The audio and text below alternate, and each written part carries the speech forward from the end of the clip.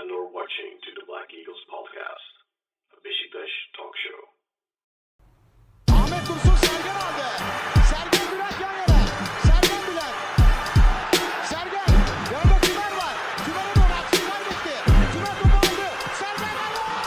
Gol! Gol! Gol! Sergen attı. Sergen attı. Şampiyonluk geldi. Sergen attı. Şampiyonluk geldi. İbrahim'in pası. Roma. Şimdi Ahmet. İkinci gole gidiyor Beşiktaş. Ahmet. Ve gol!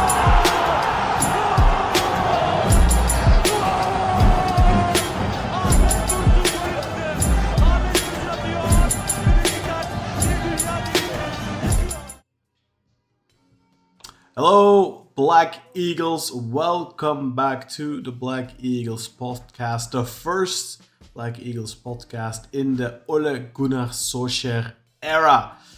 But we are going to talk about the last match in the Serdar Toprak era, if we can call it that. But Ole Gunnar was, of course, in the stands. Hello, my name is, as always, Kaan, and I am joined by my co-host Sinan Schwarding, live from New York City.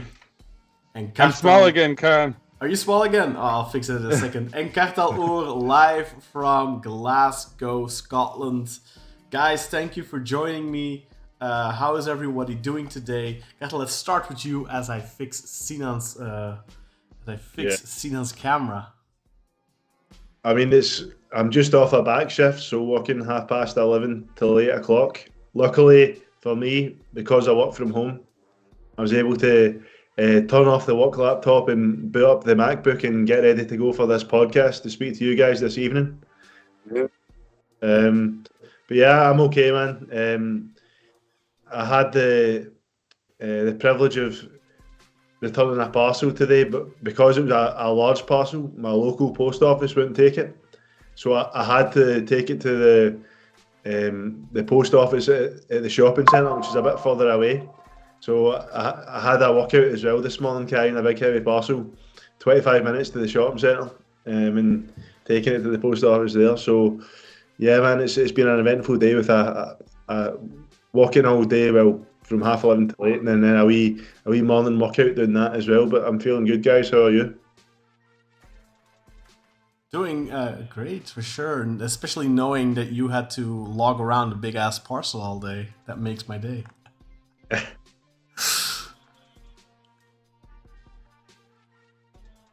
What on earth was in the parcel, if you don't mind me asking, Kat? What did you order?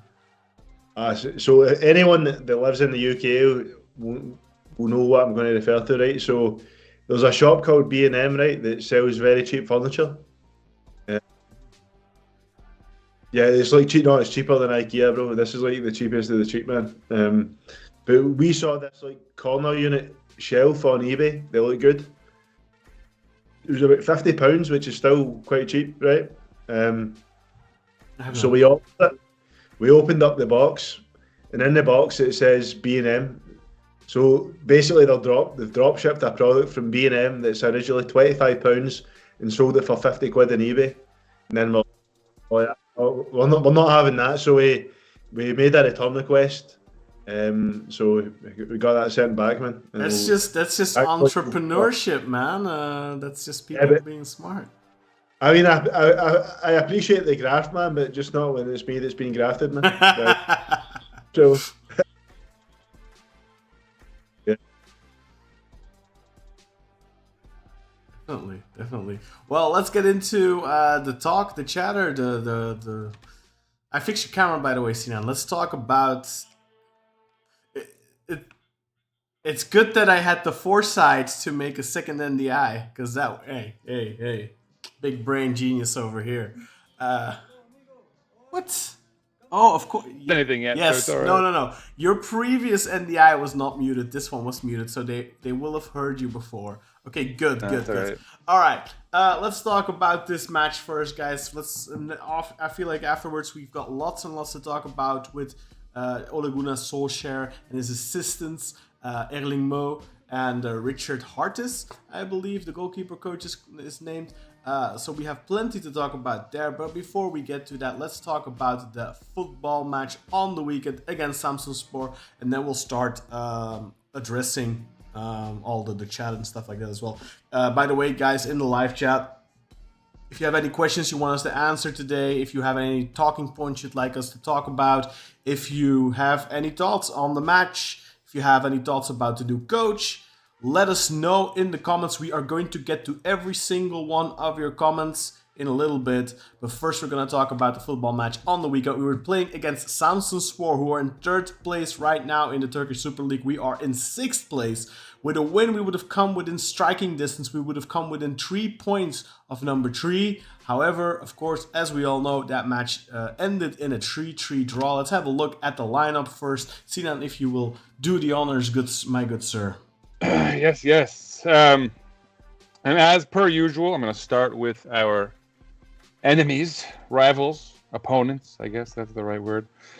First of all, their goalkeeper, who was apparently the man of the match. So I guess that happened. Okan Kocuk, 29-year-old Turk, a name that many will have heard for years in the Super League. He's bounced around from team to team. Apparently now he's on Samsun. I didn't even realize that. On their backline, 26-year-old Dutchman Rick van Drongelen, who plays next to 29-year-old Slovakian Lubomir Saka. Pretty formidable back pairing. Certainly, at least that was our experience of them yesterday. Their right back is Kingsley Schindler, 31-year-old right back from Ghana. Their left back is 27-year-old Englishman Mark Bola. I didn't realize he was from England. The back of their midfield, of course, features pretty well-known name for Turkish Super League fans, Olivier Ncham, 28-year-old Cameroonian, who plays next to another name that will be familiar to Super League fans, Youssef Ait Benasser, 28-year-old Moroccan, both of whom played behind a name that will not be familiar to many Super League fans, Danish 25-year-old Carlo Holse. I hope I pronounced that right. My Danish, Finnish kebab or any of these Scandinavians up there want to correct me, go ahead. Yeah, I already had to teach him how to pronounce Solskjaer, so. Oh, yeah, Solskjaer. We already got. If you want to check out the VIP episode, you can hear me learn how to pronounce Solskjaer. Their right wing. Sorry? Yeah, let's not forget Olivier Ncham, of course, a good friend of our good friend Kartal over here. I mean, that's right. They've I was met going to make IRL. I was going to make a reference to that actually because I took a lot of notes down about the game. Yeah. And I was going to actually make a reference to the fact that Ncham, when he played for Celtic, I don't know if obviously Sinan and Kaan have heard this story before, but I don't know if I've ever told it on the podcast. But when Ncham was playing for Celtic, I worked in Asda, which is a supermarket. I don't know if you guys know the self-scan checkouts, if they have them in Belgium and America. Yeah, we have them, Yeah. So I don't think Sinan does a lot of grocery shopping. I do. I do. You do? I figured you were one of those people who had it home delivered. No. I go and I do the self-checkout thing too. Although I find it annoying because you have to bring your own bag nowadays here. Yeah, it's the same here as well. You pay 30 pence for a bag, but I was gonna say I always forget it, so I have to pay. Anyway, so I was working in Asda, and Ncham came to the self-service checkout where I was working, and he was struggling to work it, so I helped him out. And see, at the time, I was like, that looks like Ncham, because obviously, all my friends are Celtic fans, so I kind of know. I do hear about Celtic. I know some of the players. I thought it was him, and I helped him out with the shop, and he was able to do it. But it was a couple of weeks later, Celtic beat Lazio in Rome, and Ncham scored the winning goal. And the next, he came back into the shop. This is when I realised for sure it was him, because when I saw him, I knew it was the same guy that I helped out the other week. Everyone surrounded him wanting photos, because it was literally the day after he scored a last-minute winner against Lazio in the Europa League. Then I knew for sure, that was definitely Ncham that helped, because it was the same guy. Because I didn't really want to ask him when I was helping him. I didn't want to say, "Oh, you Olivier Ncham," but so I've actually seen him in real life and helped him with his grocery shopping. So just That's too modest, Kartal. You are best friends for the sake of the future zeitgeist of this podcast, of the narrative of the podcast. You're best friends. Your BFF, Olivier and Cham. These guys go hit up the hookah lounges occasionally. These guys they're fast friends, the two of them. Anyway, continuing along with the lineups here. Right wing for Samsunspor, 26-year-old Albanian Arvnor Muja. Again, apologies for pronunciation. Another very recognizable name opposite him on the left side of their offense. Emre Kilinç, 30-year-old Turk. And, of course, their striker, the 26-year-old striker from Chad, Marius Muandilmaji. Muandilmaji. Very good. We struggled with that in our episode earlier this season. Remember, we kind of all learned it together. Muandilmaji. Yeah. Muandilmaji, yeah. I think that boy's a really good player, by the way. Every time we've played against him, I've been impressed. Yeah, he's good. He could have finished that one chance though. It was offside, I think, but could have put that in the back of the net for sure. It's also worth noting that Muandilmaji is still easier to pronounce than Al-Musrati's first name. So shouts to him for that, I guess. For Beşiktaş, let's talk about our lineup, I suppose. Why not? We had, of course, Mert Günok in goal. That's not going to change for the foreseeable future, I guess. Have we signed a 2 Did they confirm that? Year, yeah, that's yes.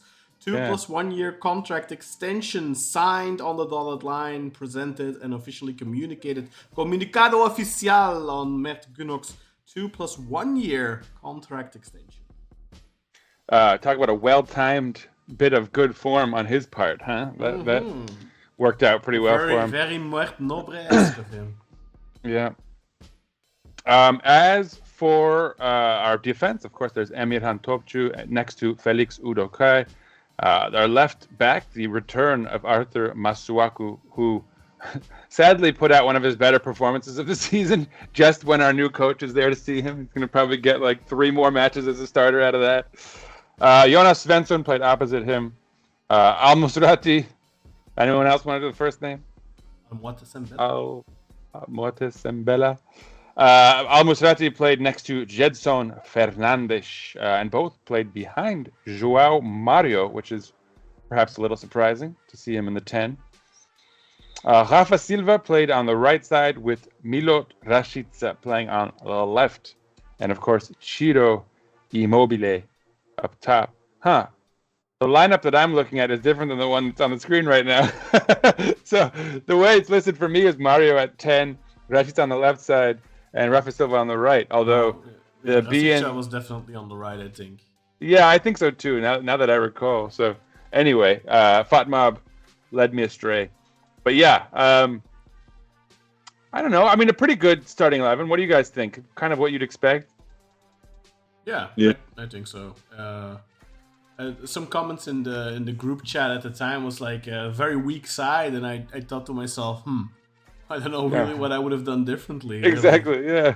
Especially with Zainuddinov out, right? Maybe you'd put him on the left instead of Arthur. That's King Arthur. Right? Maybe something worth mentioning for those of you that didn't catch that. But Bakhtiar Zainuddinov pulled a hamstring, I believe, hamstring injury, and out for a while at least. And feels like this is always happening to him, right? I mean, I think he's back, man. I'm sure I saw a video of him in training today. Really? Back already after a hamstring injury? That must have been really light injury then. We can hope so. The only thing I'd say about the lineup, I think Mucci has deserved to play with his performances over the last few weeks. Definitely with his appearance today. I mean, in this game, he came on after in the 60th minute and he was phenomenal. So I think he's been one of our better players for a couple of weeks now. So I think he should have started. But this was the first game where I really felt like he hasn't done anything wrong almost. Like I think like he maybe made like one like bad cross or something. And like everything else was like he did everything the way he should have. And he made the right decisions. It's the first time I think, even from his first 6 months where he had some good games, I think this was the first time I really thought like Mucci did everything right. And it's a shame we didn't win it because let's talk about the chances and stuff like that. But let's have maybe a look at the statistics first, because I don't want to linger too long on the match. Yeah. No, and I was in the group chat for those. I mean, most of our listeners are probably in the group chat these days, although maybe not. We have a few listeners these days. But anyway, I was in the group chat saying that I thought this was actually one of our better performances of late. Yeah.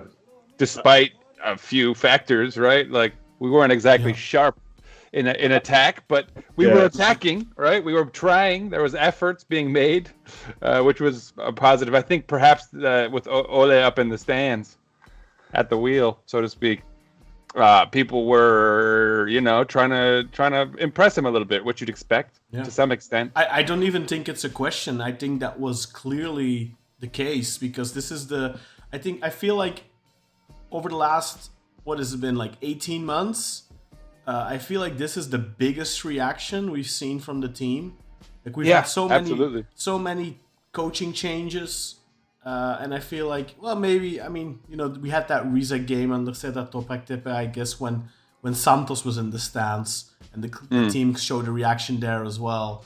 But especially, at least, let's say in the last 6 months, then this season for sure. This season by far the biggest reaction this team has shown, and clearly, I think the presence of Ole Gunnar Solskjaer had an impact on that, I would say. Do you agree, Kartal?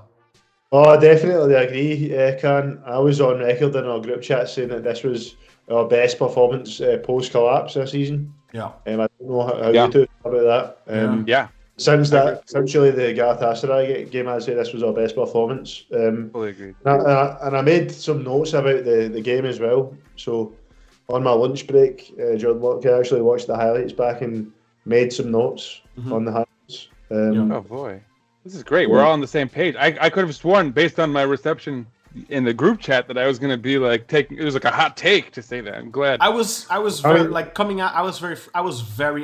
been a very long time since I've been so angry after a match.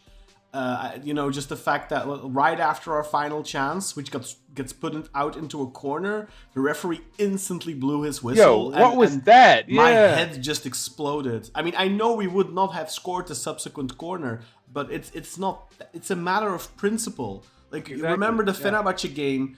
It was 6 minutes was added on, and we played until 99. And nothing happened in stoppage time. Like, there was no delays, there was no time wasting, nothing. But and we even at a certain point at minute 98, we have the ball, we cross the halfway line, and they're still allowed to do a final Hail Mary prayer attack. For us, 16 seconds over the 6 minute marker, you get a corner that should always still be allowed to be taken until that has been cleared. It should be the match should be going on, and that for me that really pissed me off. And I think I was just frustrated because of the chances we missed.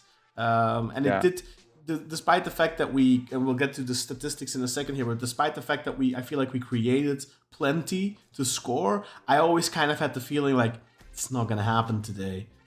I fully agree. Yeah, it's not like it was a super impressive performance, but it was just good compared to what we've seen thus far. And it's important to note that this is a really good competitor, right? Like, Samsun is a good team. It's not like our usual. It's not like we played against Adana Demir and put together a couple. Arguably the best side in the league, other than Fenerbahce and Galatasaray right now. So Göztepe is up there, of course. I think Göztepe and Samsun are probably the two best teams in the league, other than the top two. And maybe even the best teams, because obviously Fenerbahce and Galatasaray just have so much more quality on the pitch in terms of monetary value. And I think maybe Samsunspor is the best team in general, because I think from all the top 5 teams or top 6 teams, they probably have the lowest value in their squad, but they have had transfer bans and stuff like that. So I feel like they're the most cohesive unit.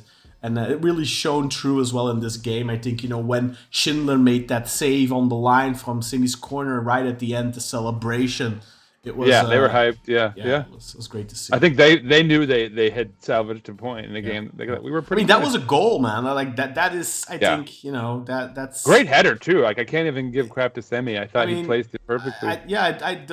Some people were saying he could have headed it to Chiro, but, I think in that position... Unless you have eyes in the back of your head and you're world class, I think everyone's gonna take that chance.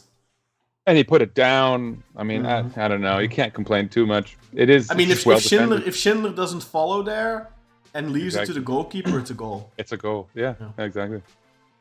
Anyway, let me get to these stats so we can get our little faces back up here. So yeah, again, to reinforce what we're saying about our performance, Grey Wolf, and you guys will see what I'm talking about once the comments come back in a moment. Beşiktaş had 66% of the ball to Samsun's 34%. We had an XG of 2.25 to their 0.63. We had 24 shots to their 5, 6 on target to their 3, 7 big chances to their 1, and of course 7 big chances missed to their 1. And this is perhaps the most important stat of all: 511 passes completed at an 86% rate. Stat? Just from where we've been, right? Because we've been talking about how we're in the 300s, the low 300s lately. Like, this means they were not just on the ball, but they were moving it around the pitch a little bit. And of course, our opponent only had 221 passes and only completed them at a 71% clip, which is in and of itself fairly impressive. I mean, it's worth noting, of course, they were a man down for some of this match, but not even the majority of it. They committed 16 fouls, which suggests that they were pressed, whereas we committed only 6. They were offsides thrice, where we were offsides once. We had 5 corners to their 4. Kartal, how about those duels? Right, so it was a dominant performance for us in the duels. We won 57 to 36 of the duels, so that was 61% won by us.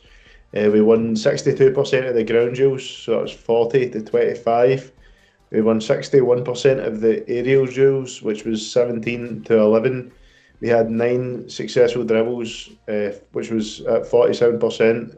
That means we tried 20. They had 5 successful dribbles. It was 45%, so that means that they tried 11.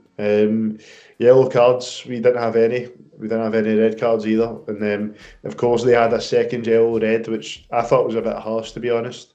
But they had 2 yellow cards and the 1 red card. Yeah. But and all in all, dominant performance across the board. If you look at these statistics, I don't know exactly why they highlighted the 1 big chance for Samsung there, because because normally they highlight the statistics that are won. So every single metric, Beşiktaş wins every single metric except for the cards. Then.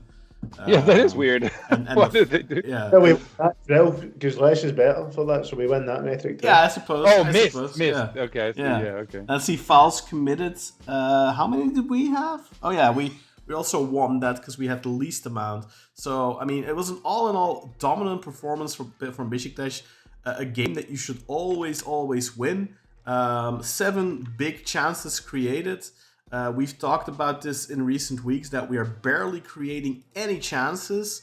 Last week, I think we had 2 big chances, which was already better than it had been recently. But this, 7 big chances, that's back towards the levels we were at the beginning of the season under Giovanni van Bronckhorst. So let's hope we can sustain that. The question beckons, of course, how many chances of those 7 were created after the red card? When did the red card take place exactly? That was it was like half. I think it was like with 20 minutes on the clock. 60, Sorry? Minute 64. Minute 64. So well over 25 minutes left on the clock. I created 3 good chances before it, and then and 2 of them like right before the card. So we were actually seizing the momentum of the match just as that was committed too. So I think you could argue that we'd kind of earned, at least a point, even without the red. Yeah. I want to just point out one of the comments here from the Vigilante talk. Said, João Mario played terrible. Yeah. We need to sell Al Masrati as well. He kept losing the ball. I thought Al Masrati was brilliant in this game. The Vigilante talk, I agree with Mario that he was bad, but Masrati, as much as I've been on record as being a fan, I have accepted that he's not been good enough for us, and we probably should move him on. But if you watched this game and thought Al Musrati was bad and kept losing the ball, I think you should watch it again, my friend. Maybe in the first half. I don't remember thinking in the first half, oh, he's good. The second half, I was really like, all right, he's balling out today. And when Serdar took him off, I think that was the single biggest mistake, tactical mistake of the match. I think we win this game, Kaan, if Musrati stays on. I think so too. The reason being is because, see, when Musrati was on after that red card, we had them pinned. Yeah. We had them against the ropes. Musrati was playing the balls out to the wings. Yeah. Normally, Rashika or whatever would fuck it up, and then. Yeah. But the second ball would always come back to Musrati, and he'd start that again. Yeah. We literally had them pinned for like almost 20 minutes. Like you that. tilt your screen a little bit, Cattle, so you're like in the because you're like disappearing behind your nameplate there. You're ducking down. And then he took him off in minute 82, and I was like, what are you doing, man? That's what I thought. The fans booed him as well. Like, okay, right, for the record, I'm fully against booing. I don't think you should ever boo your players, because I don't think you can expect to get a performance out of them after doing that. But see, if it was a game of Musrati with shit, I'd say, oh, fair enough. But the guy was literally one of the best players in the park, and you're booing him coming off. Yeah, he really was. Come on. And Sardar Toprak, to every man, that guy's, he doesn't even have a pro license, but the license he does have should be ripped up. All of us that are watching this game, right, think that this guy is playing very well and he's integral to us keeping Samsung pinned back. Literally, we had them in the ropes. We are all just fans. Obviously. Yeah, worth mentioning as well, Kartal, at that point, Jetson had gotten hurt in a duel earlier on, and like the last 20, 25, 30 minutes, like he really didn't add much to the game at all. So I really think that if somebody would have had to be sacrificed for Simi, it should have been Jetson. And probably the sub should have been made earlier as well, because like you're playing against 10 man since minute 64. Why do you wait until minute, 75 to put on an extra attacker? Yeah. No, I did feel 82. 82. Oof. That's even worse. That's terrible. I did feel sort of vindicated. Remember, I don't know if you guys recall, but going into this, maybe the episode before last or something, I had talked about how I felt like Musrati and Jedson kind of need to play together because they kind of fill in for each other's weaknesses, right? Like Musrati's ability to pass is very pronounced, whereas Jedson's legs kind of compensate for, Al Musrati's inability to come back and sort of dominate in the midfield defensively sometimes. Yeah. And I thought in the first half, even though Al Musrati wasn't that sharp in the first half, they did kind of show that, that Jedson was coming back and getting the ball when he needed to, and then he'd kind of, distribute it to Al Musrati, who would sort of send it out to the wings. And as Kartal said, Milot Rashica was pissing me off in this match. I'm glad you said it, because he had some phenomenal statistics. Like statistically, he was one of the best players on the pitch. But like he just didn't pass the eye test. Not at all. And I have one massive frustration with him. It's like I was watching Galatasaray the other day, and they drew 1-1 against Hatay, by the way. But in that match, like the amounts of times Barış Alper or Yunus would, the ball, they get the ball sent deep on the flank, and they'd always be there, ready to make an action and ready to make a run into the depth. And I feel like Rashica is never going deep, never. Yeah. And he's a winger. That's what he's there for. Yeah, exactly. And he plays it so safe always. His passes are always kind of conservative and the easiest thing available. He never makes that. He never challenges himself to get behind the defense and kind of, I don't really know what he's. His crosses timid for. His crosses are rarely good. I was watching Fener yesterday, and it was a moment where Oğuz Aydın, I believe his name is right, from Alanya. Yeah. Was it Oğuz Aydın? Yeah. It was a moment there where he's through and he crosses it into the area to, I want to say Enesiri, I don't remember exactly, but it was such a controlled cross, he knew exactly where the player was. It was perfectly like perfect tempo on it, perfectly placed, Perfectly weighted. perfectly weighted. Exactly. Thank you. And like with Rasicka, I feel like his crosses are like I don't Masuaku's think we've ever crosses, seen that. Yeah. just uncontrolled most of the time. Like putting in a cross for the sake of putting it in, if he even dares to cross. And that's something that really impressed me about Mucci. And if you'll remember, not too long ago, I was heckling Mucci for the exact same thing with Rasicka, where he was constantly like shying away from the take-ons, passing it back to the left back or whatever, or when he's on the right, to the right back, playing very conservatively. But when he came on, he went for the take-ons. He put in one amazing cross for Rasicka, where Rasicka hit the post. He put in another good cross, I think, at a certain against his foot. An in-swinging cross at a certain point that was really good as well. And then he just had some really good actions. He played with bravado, with guts. And I think, I've been very critical of Mucci and saying, like, he's not good enough in recent months. But if he is able to play like this, I'm willing to revise that opinion. Because a Mucci that's playing like this can definitely contribute to the team, whether it's on the wing or at the 10. I still want to see him at the 10. But even as a winger in this game, he actually did good stuff. Yeah. It's Look at that. He done a Zidane spin as well before Semi's chance. Yeah, that was amazing. Rafa, it was a 1-2 with him and Rafa. Yeah. He gets the ball. Yeah. Rafa spins his man, puts Rafa through. Rafa goes down to the last line, crosses it in, and obviously Semi did head it well, but it was just cleared off the line by the defender. Well defended. Even apart from that, like, he was skipping past his man, crossing it in, good crosses as well. They created a couple of chances. Yeah. He created that big one-on-one chance for Rafa, and Yeah. he created a big one-on-one chance Yeah. for Beşiktaş as well. Yeah. So he created two huge chances, and he gave a potential assist as well. Yeah. Yeah. Yeah. No, he's been on the incline, right? He's been doing He better has. and better, it feels like. Yeah. Anyway, let me read some 100%. comments. I'll read some Yeah. comments, guys. Let me dig in. Let's do that, yeah. So we've got Hax Honcho. Let's go. Good to see you here, Hax. I'm Jason. I'm listening to this while working. We mentioned that earlier. Kartal doing some heavy lifting also. Everyone's working today. Kaan and I recording 2 episodes. Yeah, man, I'm Productive day. already knackered. I know, right? I might need to get a beer. Time to wind down. I was thinking I anyway. don't drink Red Bull, but I was thinking I should get a couple of Red Bulls in case I feel like this again, because I feel like somebody hit me over the head with a hammer. It's pretty late for you guys too, right? Like in your defense. And you don't want to have a Red Bull at this thing, Kaan. You won't be able to sleep. I don't like Red Bull, man. I think it tastes like shit. But yeah. I actually, Kartal, I'll have coffee until like 9. So I've had last night I had a coffee at 10:30. Although I only went to bed at like midnight, so.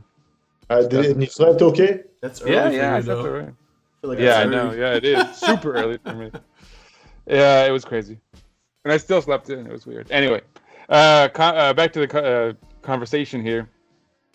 I was muted. Yes, thank you to everyone, by the way, for answering my question. I was hoping everything was okay on the sound end. Atiljan says, "Ole, ole, ole, champion Beşiktaş." Yeah, Grey Wolf. More I learn of. And here, I'm assuming, Ole speak, I am more optimistic.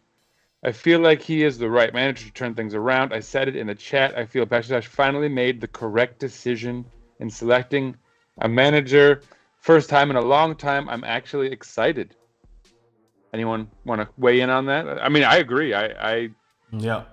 After that press conference, I got pretty hyped. I've been excited a lot. I get more easily excited, I guess. But yeah, I definitely share Grey Wolf's enthusiasm. I'm very excited about it. Apart from Santos, I think.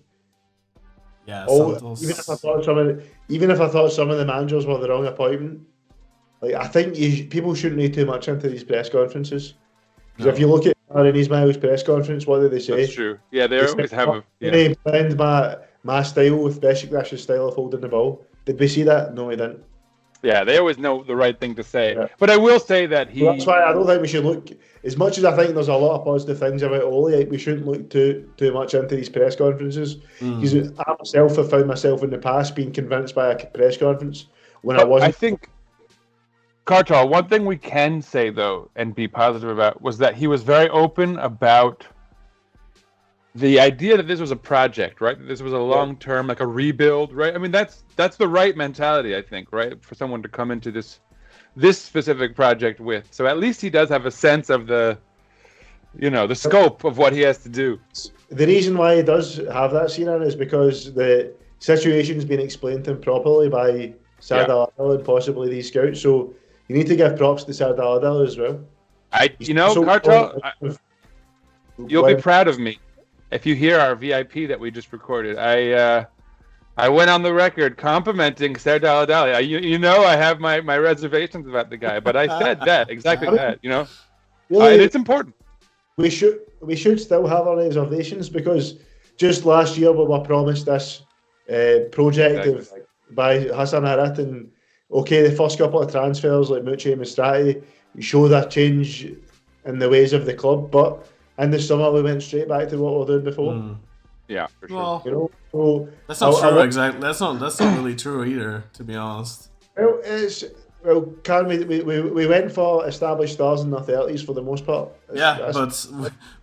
But we spend a lot more money than we have in the past. That was like Fikret Oman level of expenditure. So I wouldn't say it was the same as before because Ahmet Nurçebi really was like wanting to buy big names, but not real. In Belgium, we have a saying. It goes "willen maar niet kunnen." It means you want to do it, but you can't do it. That's what Ahmet Nurçebi was like. And I do feel like Rafa and Chiro were pretty big signings. Yeah, I mean, big signings or not, but was that the project we were sold when we voted? No, of course not. No. That's the point I'm trying to make. So we need to wait and to see what kind of transfers we bring in, and then if we do see him go forward and buy some young prospects to add into this team and combine with the veteran core we already have, and then at that point we can start saying he's following through and what he said he'd do. So far it looks so good, but we're yet to see any proper action. So I won't properly come out and say well done until we see said action. Yeah. Because I've had enough of being told we're going to do this and that, and then it doesn't happen. So they have to earn our trust if they're ever going to get it back. Yeah. For sure. Yeah. Continuing with the comments, Jason, the retro kit arrived today at my home as a gift from one of my uncles with Rafa on the back. You can get names. Does it have?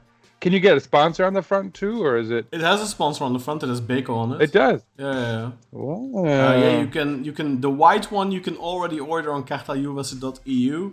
But the red one and the long sleeve versions, you'll have to wait a few more days for. It should be coming in stock in the next week or so. I was told a few days ago, 10 days. In the next 10 days, it should be in stock. Obviously, there have been some issues with the transition to the new board and stuff like that. Some stuff still not resolved from the previous administration, and also maybe some stuff carrying over in terms of issues. So if you're a little bit more patient, I wouldn't go and order your retro shirt just yet. I would wait a couple more days until they have the red one in stock as well, and then you can order both. And then you can choose between long or short sleeve, or get 4, Get one of each. Get a short sleeve, you get 2 short sleeves, a red and a white, and get 2 long sleeves in red and a white. I don't know whose name I would get. Maybe that's a Nejip. I can finally get my Nejip. Personally, I'd leave those blank. Oh, yeah. I'd leave those blank. I'd use those as just casual wear shirts. I'd also highly recommend you get them a size larger than you usually would, because those shirts are supposed to be baggy. They shouldn't be. Yeah, it's a baggy fit for sure. Shouldn't be tight. So get them a nice larger size, I would say. All right, I gotta get onto that. Another order. Those guys. I've been funding the European Kartal Juvasu all year. One thing about the old board, you got to give them credit for. They certainly released a lot of jerseys. My wallet knows that. Yeah. Anyway, where were we? So, Grey Wolf. Yeah, we did that. Jason with the retro kit. Atiljan says, Kartal, that background is so funny. Ole at the wheel. Ole Yeah, at he the is. wheel. Is that really a picture of him? Like, Yeah, he's driving a car, man. Look. that's funny. Look Is at that like smile the team as bus well. or something? Is that the team bus that he's? That's great. I think it's just him driving his own car, but Oh yeah, I thought it was a good background. So I'll probably go with this one for the next few episodes. Yeah, I like it. You might as well. Is this the kit that we wore, by the way, on Saturday? Yeah, we did. Yeah, we wore the white. Okay, I was like, did we wear this one or the? I don't participate in that hipster shenanigans. I just wear my Adidas originals, or maybe I am a hipster. I was gonna say, I feel like, but also, that's my thing. I wear the same kit that the team wore every episode. I have to stay apprised. And I don't give a fuck. I just wear. I do what Sinan does, but I don't want to have extortionate heating bills, so I just wear a jumper in the winter. Maybe as it gets a bit warmer, I might wear the same. No, I turned the heat up, man. It was like our heat was at 19.5 degrees today, and I turned it up to 21 this morning because I keep mine at 18, man. I just because the bills can come quite high if you cheap bastard. One amazing thing about New York is that we all have central heating, so it's like steam pipes. We have central heating as well, but it's gas.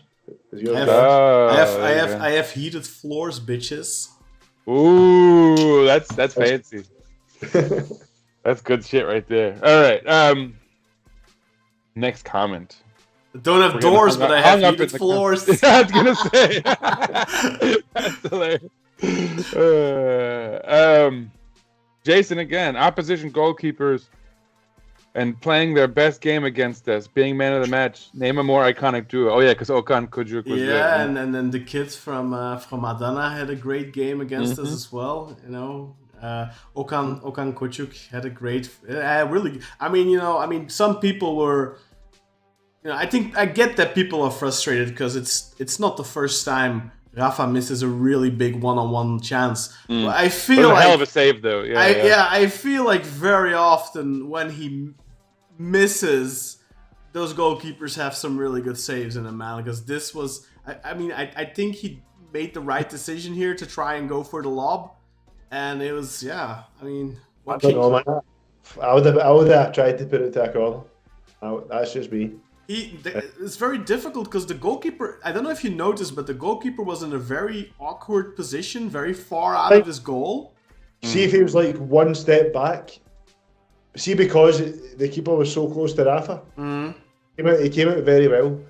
Because he's so close, it's hard to get it up. Yeah, it's hard to give it enough height. So maybe that's why. See if he could have hit it with placid it and tried to get it round. Yeah, but I don't think that would have been the best choice either. I think the best choice in that situation probably would have been tickets around him and try and go around him. Because the goalkeeper was already, if you see when he makes the save, he's kind of on his back foot already a little bit. I think if you go around him, you either force him into giving away a penalty, or you just go around him and you have an empty net. So, I was gonna say that it's just. For me, it's one of those situations that's always a little bit difficult to score in because the keeper has prepared enough to come out, right? Like it's one of I think people often are critical of misses in that scenario, but I think it is one of those situations which is uniquely difficult to score in, universally in football. I really think he did really well. I really think the goalkeeper did really well. I suck at lobs in FIFA, so I used to hate when I would get positions like that because I'm 1-on-1, but I know I'm gonna fuck this up. Anyway, luckily I don't play FIFA anymore. So.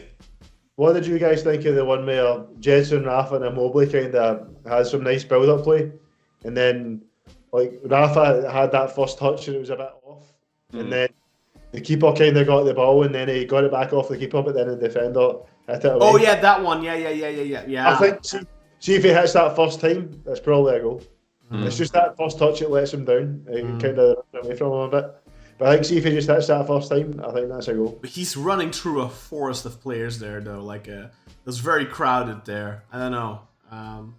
But yeah, that was a good chance as well. And but that's I feel like that was kind of the story of the game because look at how many players. Like, I think they had like 2 guys on the line on that position, 2 defenders on the line. And then if you look at that last chance for Simi, like what Schindler is doing there, like 90% of defenders follow are just looking and follow the ball. But this guy really was moving well with the play and was anticipating perfectly. It's fantastic defensive action. I feel he was like good. He was good the whole match. Yeah, I feel like the entire Samsunspor team defended really, really well. They made it almost impossible to score. Yeah, I think I said when I was in the lineup, but that back line was solid throughout the whole match too. I mean, what do you guys think about the chance at the very start as well? I think João Mario, see from the free kick that came from Jedson's foul, getting fouled, and where the guy got the first yellow card. Mm-hmm. I didn't see it. I was trying to remember it. I was tuning in and I missed the first 3 or 4 minutes, so I didn't see it. Masu Aku had a free kick and then he crosses it and then it led to like a carambol. But see, the just kind of like fell out the carambol and then it falls right in front of Mario. But he takes like this terrible shot where it's like often just goes wide. If he gets that was even a good chance as well. See if he got a proper shot away, like it was a good chance. I remember not being too upset about it because it feels like whenever you get a chance that early in the match, you know, that always kind of happens. But yeah, I remember now. Yeah, it could have been a chance. Certainly, I think if you see that in like the 20th minute, you're more angry than when it happens. I definitely think this is one of those games where you can't really point at one player for that we didn't win it because we had so many chances and for many different players. Like Rafa had, an amazing chance. Semi had an amazing chance. Strasička had a really good chance. I'm trying to think which other chances we had that was so good. But like Udo Kai had one.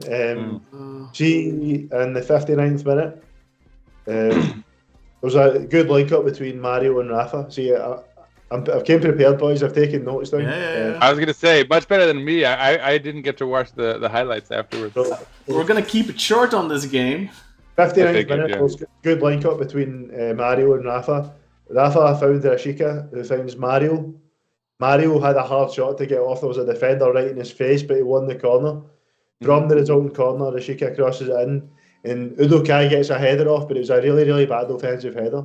The keeper's left the goal, so see if he gets that target. It's a 100% chance, but I get the impression that offensively he's not a good header. Yeah, he's not. Me and Özcan were actually. Özcan was my brother was at my house for the game, and that's what we just said. Like this guy, when it comes to offensive header, he's just Kevin Hatchard. I don't remember if he said it on the highlight video we did on Felix, but he told me like offensively he's not a good header, and I thought, well, I mean, maybe we'll score 2-3 goals a season, right? But I don't know. Like maybe not. If that was Colli, it was a goal. Yeah, I do have to say, like, there's been some people saying recently, like, oh, we should have kept Colli and we should not have gotten Felix. It's like, defensively, Felix is much, much better. Build-up wise, he's much better. Generally, he's much better. And, well, I like Colli a lot, but the biggest issue I had with Colli was that he was constantly injured. That was the biggest issue with him. I like Colli a lot, but I think... I didn't dislike Colli. No, but as a defender, Felix is a much better player. And I feel like Felix is getting a lot of hate lately. I feel like before he got injured, he was almost flawless. He was. And since he's been back, I think this was like the 3rd or the 4th game since he's been back. And I feel like every game people are going out of their way to find reasons to shit on him. Yeah, there was one bad pass or something and people are shitting on him. Like, one bad pass and suddenly everyone's saying he can't build up and stuff like that. Like in this, like before his injury, like how many games did he play? Like 12, 13, 14 matches or something, and like he was giving like long ass cross passes that arrived perfectly and stuff like that, and like he was doing some really, really good stuff, man. So the guy was a fucking hero against Leon, man, and as you said, Kaan, up until that injury, the guy was flawless. Yeah. But I think there was some manipulation by the media as well. Like they were saying that.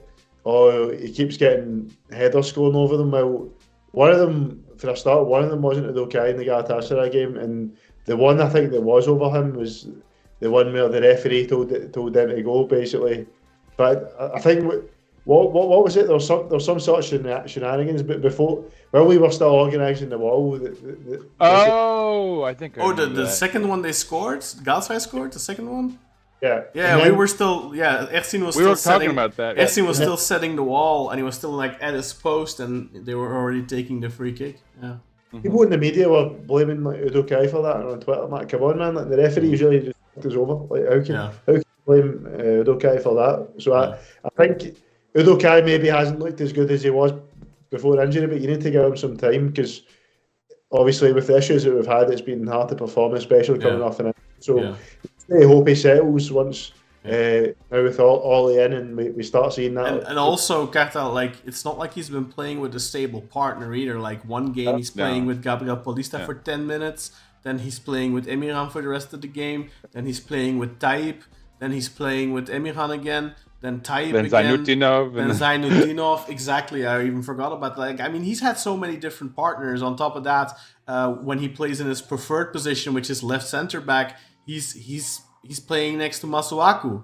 I feel like people are being very harsh on him. I want to see... To put on my tinfoil cap for a minute here, because like I don't know if you remember, but a lot of these negative reports and leaks and stuff about him were coming out during that period when there was just so much bullshit coming up with all these people with sources, and there was, and it seemed like a lot of it was targeted towards Urukai there. I wonder if maybe Urukai was like a Friedel transfer, or and there was a lot of negativity being put on that as well. Like there was the whole story of he was offered to us for this much first, but then we ended up paying much more. And so there's some politics. It sounds like.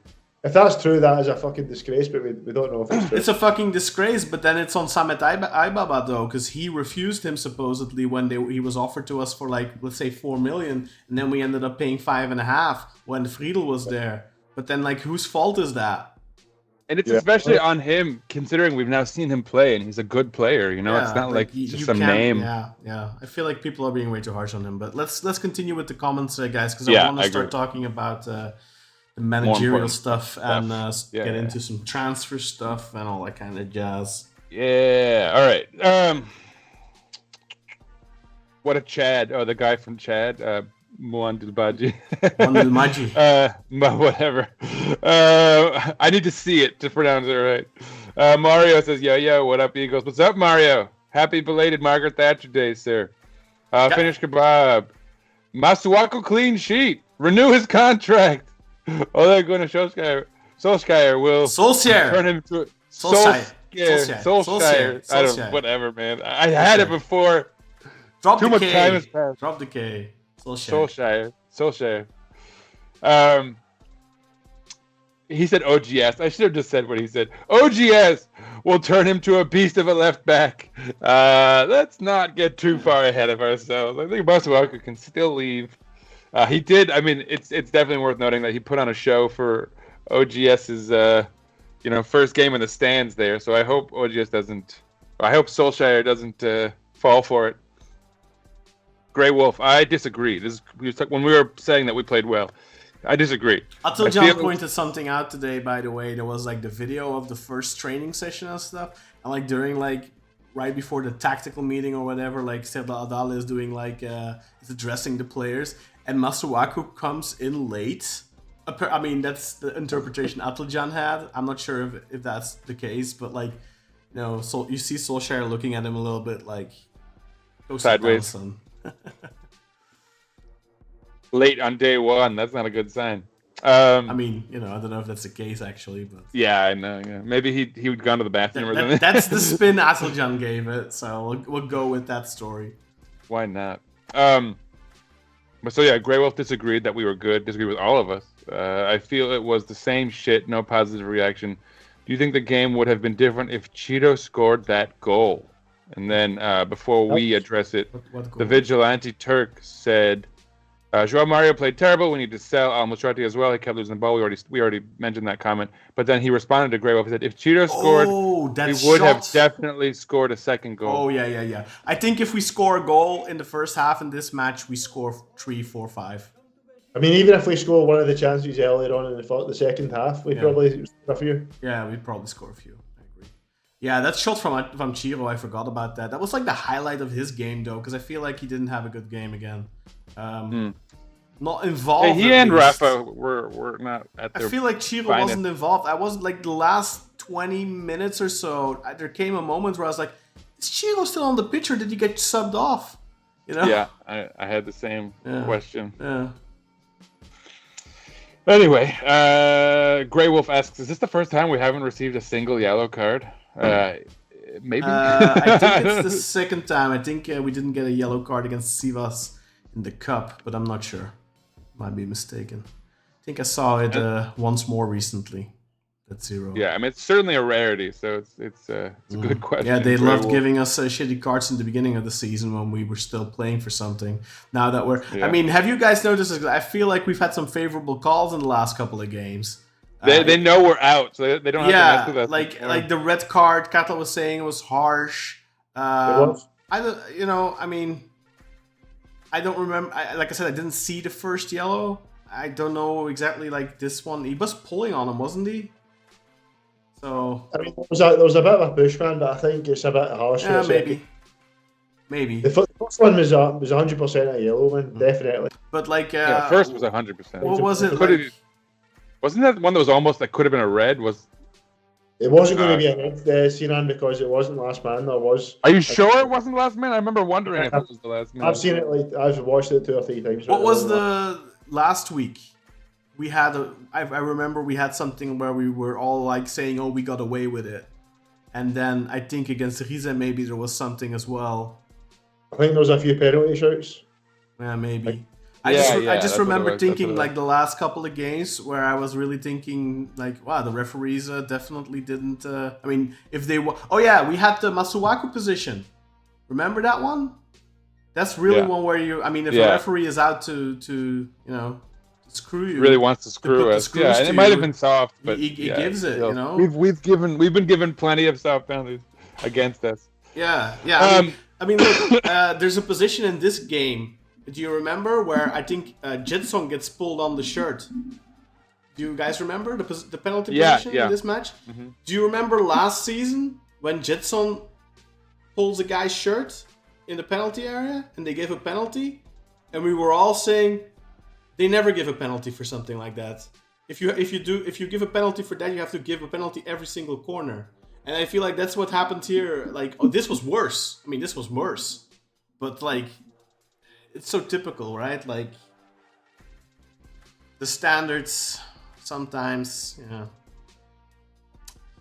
Oh well. Grey Wolf suggests, Kartal, that I think this was the yellow card. He says I think it was Jedson was going 1-on-1 and pulled down. That should have been a red card. So Kartal, I think Grey Wolf's disagreeing with you that he wasn't 1-on-1. Watch it back. We can't bring it up on the stream because we don't want to get copyrighted. I'm gonna watch it for myself quickly, and I'll give you my opinion. So let's see. It's a minute 2, so it should be like the first highlight, right? Oh, what am I doing? Fuck. Oh, I did something. I'll read the comments while you're doing that. So then we started talking about Al Musrati. Jason says Al Musrati's overhated by our fans. Grey Wolf says Serdar should have taken a defender off instead of Musrati, Al Musrati, or Judson since he was injured. He wrote Godson, which he is. That could be a good nickname, the Godson. Grey Wolf, when the team goes forward, there's no support. Is it possible the coach's tactics and strategy is hampering the potential of players in the games? I would counter that, Grey Wolf, that I don't think that our previous coach, Mr. Toprak Tepe, had any tactics or strategy. So that's my only problem with that theory. But yes, he certainly hampered our players in the games. Everyone else agree with that? I'm watching now, so... What was that, real? Do you agree that Serdar Toprak Tepe was that's on the edge, man. I mean, I get why you did... Sorry to interrupt you guys, but like... That's a 1-on-1, man. I know there's a defender up there, but like...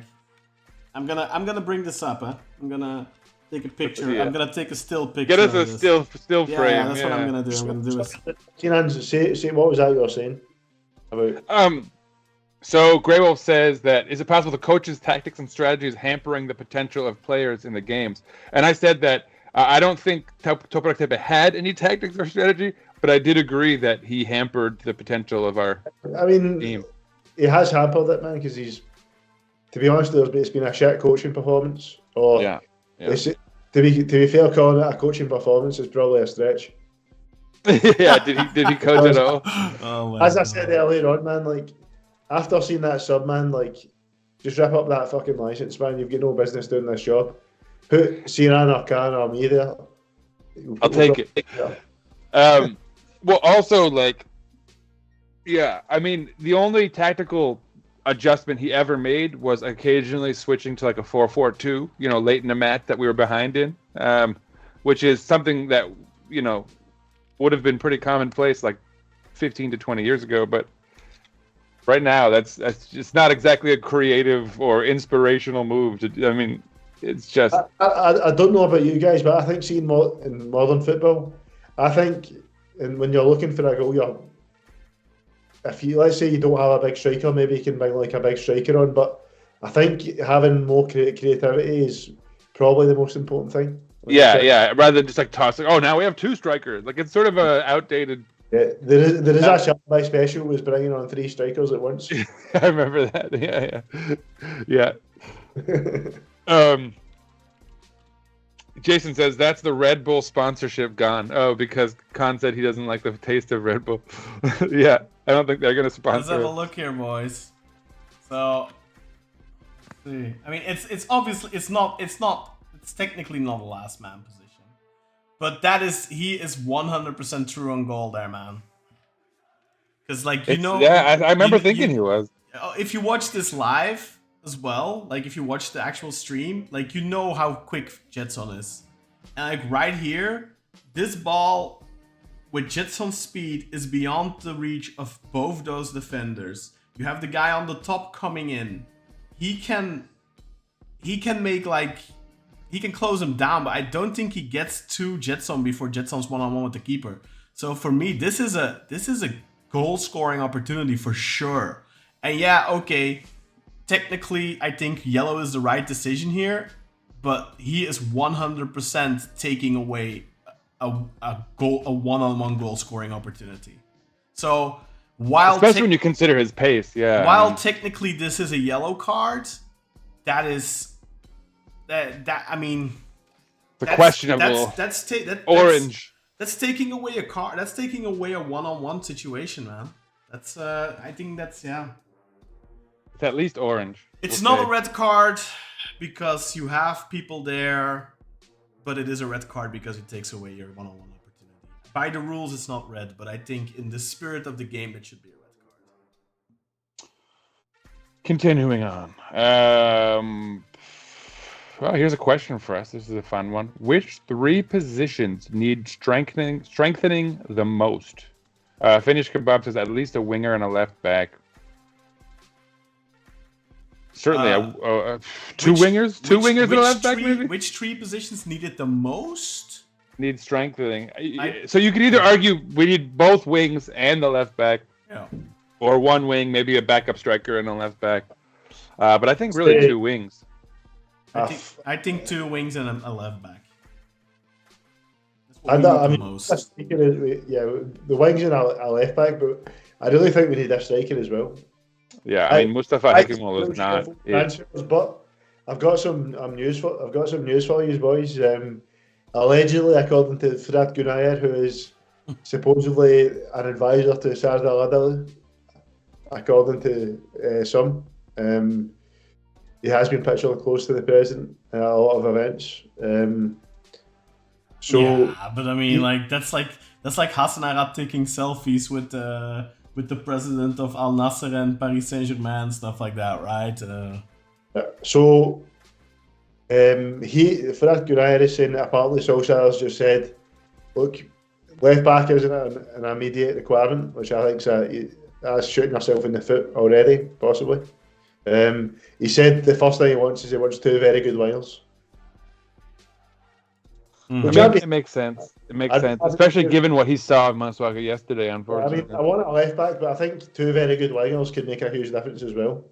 At least it would make the lack of a left back less prominent, right? If we can hold the ball a little more confidently and create more chances. Yeah, then we could be playing fucking great, and then Masuaku does something stupid, and he still bombs.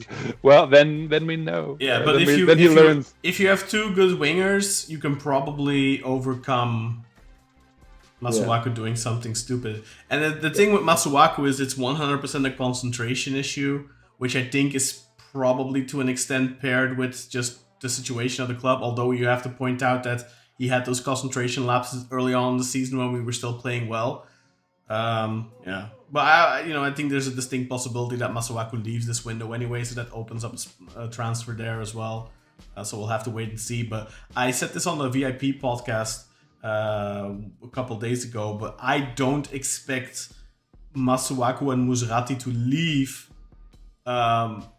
yet because of the European matches. And there was a big revelation on the VIP podcast the other day, but new transfers will not be eligible to play in these remaining 2 European fixtures. So if we let Musrati go, for example, and if we let Masuaku go, then we have to play with whatever players. Yeah, we have to play with the players we had on our list already, on our UEFA list. So that could put us in a difficult position. So we virtually still have a chance. Let's say on Wednesday we get a positive result against Athletic, whether it's a draw or a win or whatever. But if we get a point at least, then we're still in a decent position to go through to the next round with a win in Twente. So, yeah.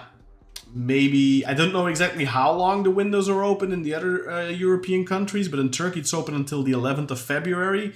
Our window opened on the 13th of January, and a lot of windows opened on the 1st of January. So my expectation is that in a lot of countries, the windows will close around the end of the month. But like, for example, Greece and Saudi Arabia, maybe, like those might still stay open. So I'm just going to quickly check those dates. And we know, was it Olympiacos was already in for Masuaku last summer, so maybe that's the ticket. PAOK, I think, or AEK Athens, I'm not sure. Well, I thought it was Olympiacos. No, it wasn't Olympiacos, definitely not. He played for Olympiacos before. Oh, okay, but that's what it was, yeah. Back to the comments real quick. We're almost done. Grey Wolf, I think it was Jedson was going on one-on-one. Oh, yeah, we talked about that. It's true, Sinan with Serdar. Atılcan says, I'm pretty positive about our chances going into the Bilbao match. That's a take. Sure about that? You're positive about that? Why are you I will positive? Say this. Yeah, what are you positive about, Atılcan? Explain yourself, because I will say this. I was extremely negative going into the match against Samsunspor, thinking, they're in good form, they have had a good season, they have some pretty good players on their team, they have a good coach. I thought we were going to get clobbered against Samsun, and so they definitely exceeded my expectations this weekend. I wouldn't predict that, though, against Athletic Bilbao, because every time I've watched Beşiktaş so far this year, which is what? Have we played 3 matches in 2025 now? 4? 4, yeah. 4. Every single time I've seen us give away silly chances and thought, man, if we gave that to Athletic Bilbao, they would have scored that. And each game, I wouldn't be too sure about that, though, Sinan, because Athletic Bilbao don't really have a killer striker.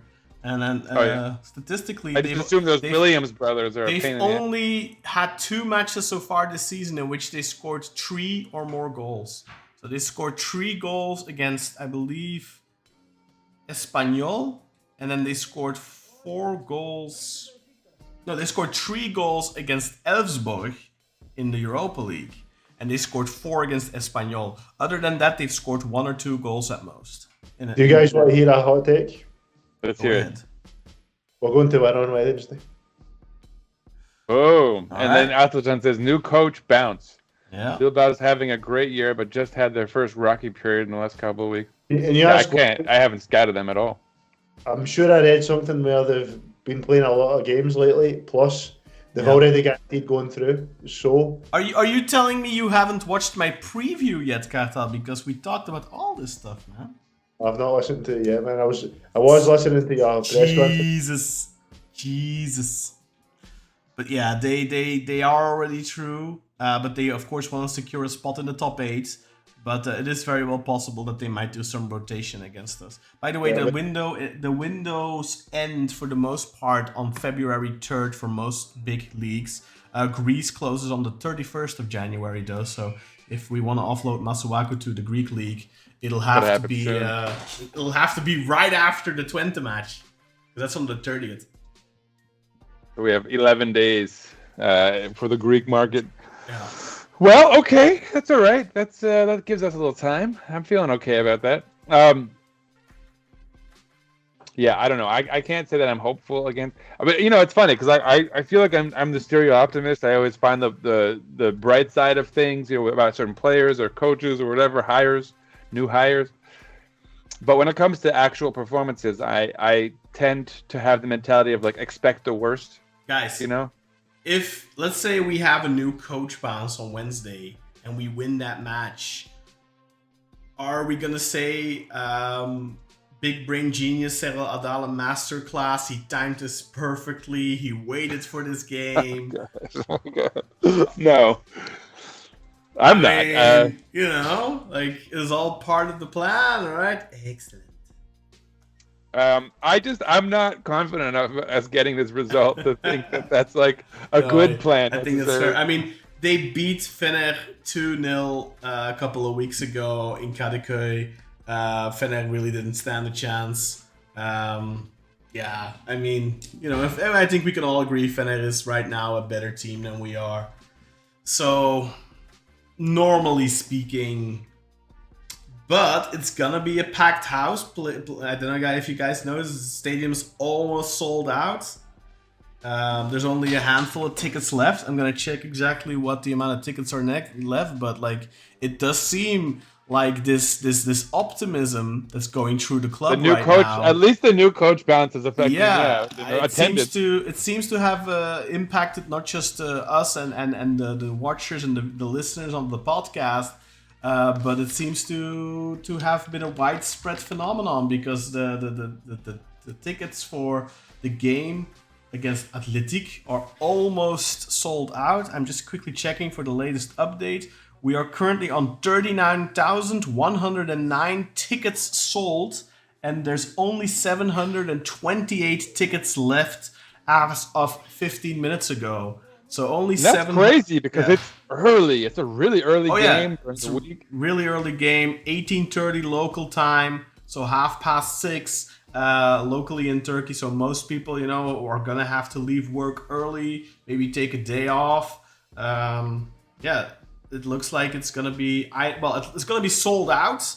Whether it'll be full, that's a different story. Of course, we know that season ticket holders don't always bother to give away their, to return their tickets to the club to sell. So maybe there'll be like a shout, like maybe there'll be like a call to action by Cyril Adala and the club to like maybe tomorrow or something. If you're not coming to the game, make your tickets available for somebody else. Yeah, it's possible. Yusuf says Kartal Oğur is the most handsome Beşiktaş podcaster on the planet, which is, aside from being mildly homosocial, Kartal's not there. I just see Ole. Yeah, exactly. Just see Ole behind the wheel. Kartal snipped off to. I always wonder where Kartal goes, man. Like he just sneaks up all the time. No, usually when I leave, I'll like point to my glass, like I'm filling it up or something. But he just slinks away casually. I never leave, man, unless I really have to go for really badly have to go to the toilet or something. I'm usually here. Because I'm in control of the buttons, Yeah. There he is. At the ones and the twos. If you guys see me look this way, by the way, the Knicks are playing live right now, so I'm like multitasking. Did we get all the comments except for the last one? Yep, except for this most recent. Grey Wolf says, we have seen the current squad playing fantastic in the beginning of the year. We know they are capable of that, right, of playing well. I am completely dumbfounded by the drastic downward spiral. And I think that, all of us are. I know Kartal has spoken at length about how frustrated he's been with the drop-off, and how impressed he was by Gio initially and how it kind of disappeared. That feeling's kind of past now. I've got back to the stage where I'm used to being shit again. You're over it, yeah.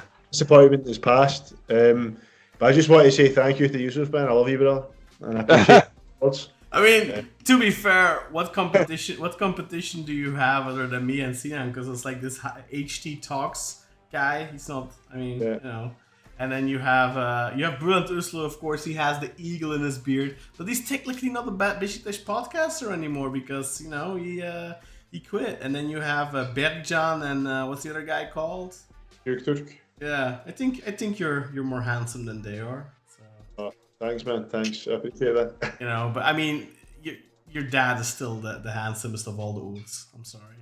The goat, man. He's the goat. He's the OG. He has the pure genes, man. He has like, Yeah, none of this half blood shit, man. That's the tree where the apples fell from. So you don't fall far from the tree, but there's always a little bit of distance there. All right, let's talk about Ole Gunnar Solskjaer then, guys, because we spoke about this in the VIP show we did earlier, which I'm uploading right now, and accidentally when I was looking at the Jetson stuff, that last man position, I actually closed that window, so I had to restart it now. It was done uploading and I fucked it.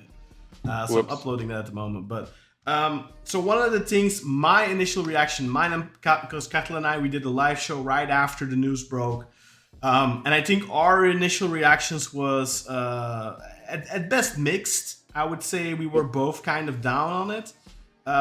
For me, the main reason was very much like you, Sinan. I kind of had this, for a month, you've been calling Hüseyin Yücel out. You've been calling him all sorts of names. You've been hammering home the point of you're the continuation of Hasan Arat. And the first official thing you're going to do is appoint a coach that was literally top of his list. Top of the list of the previous board of Hasan Arat. Because if you'll remember, right before Giovanni van Bronckhorst was made official, the news broke, I think, that it was between him and Solskjaer. And I believe, I'm not 100% sure, and Kartal's gone again, so he can't confirm. He's still there.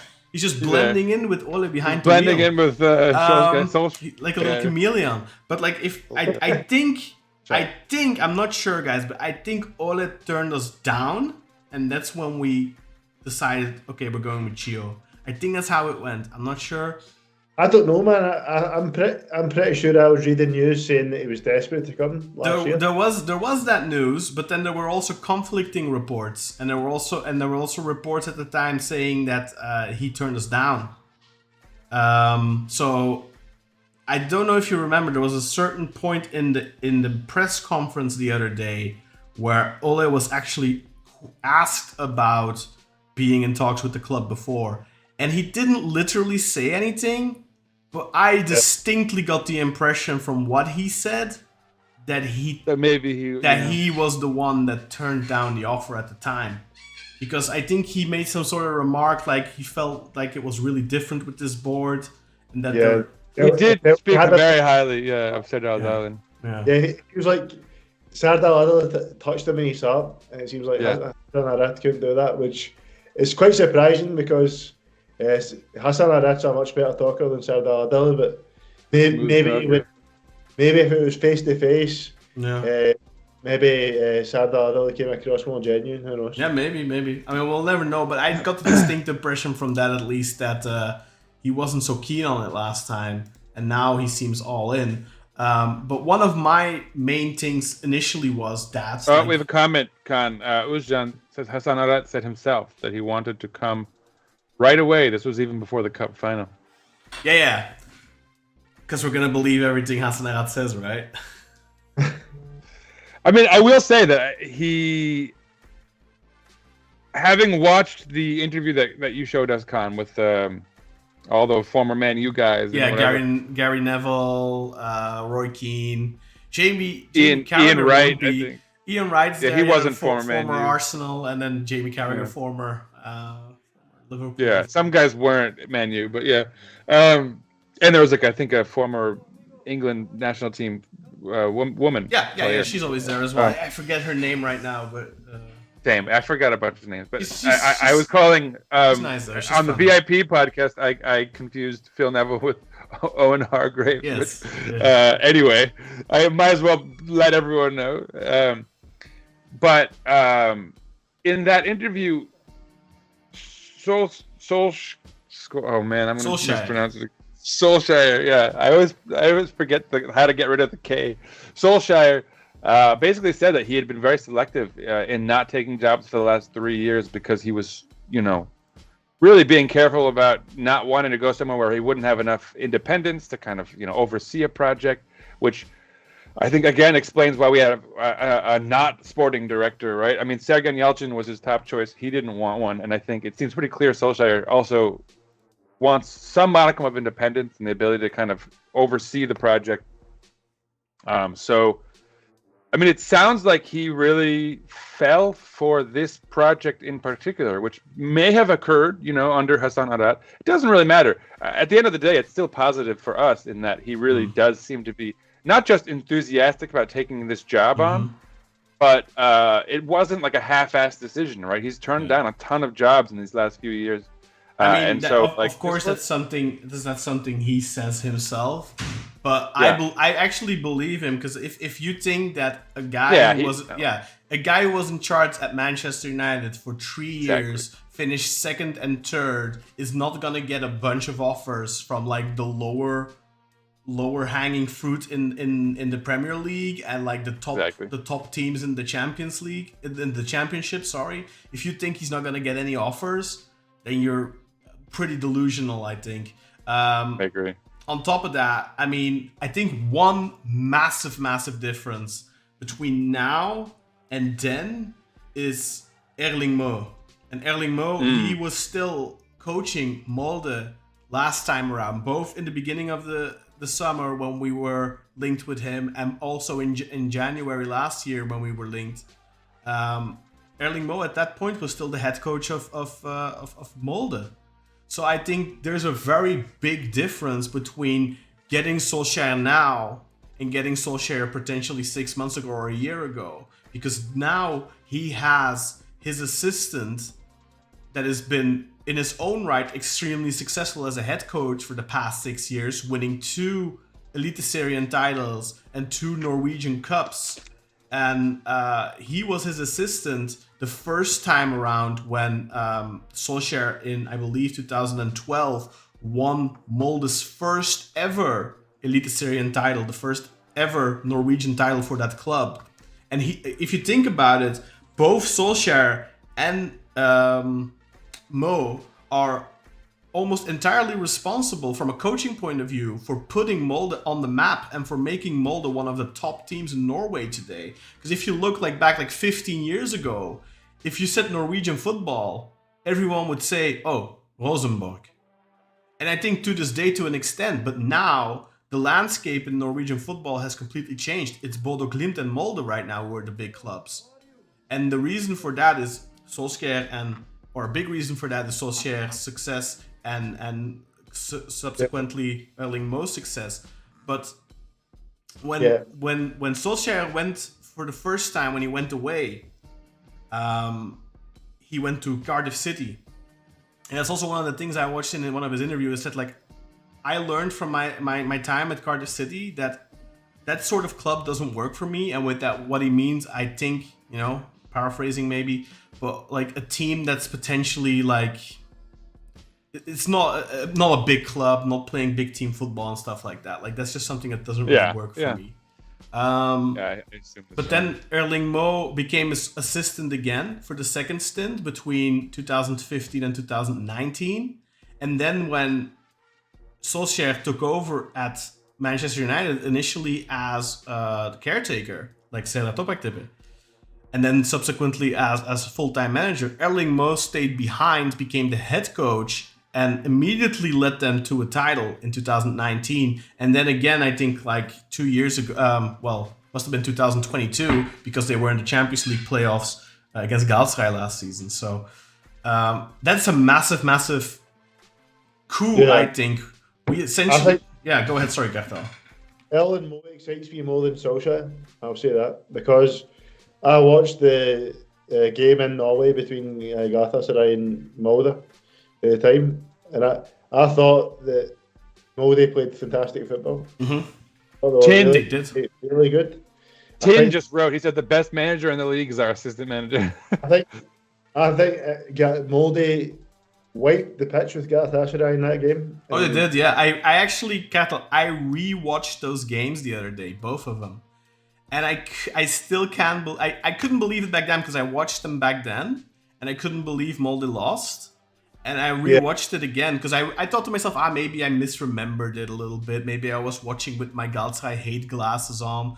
But I was rewatching it. I still don't understand how Molde managed to lose that tie. They had 22 shots at home game.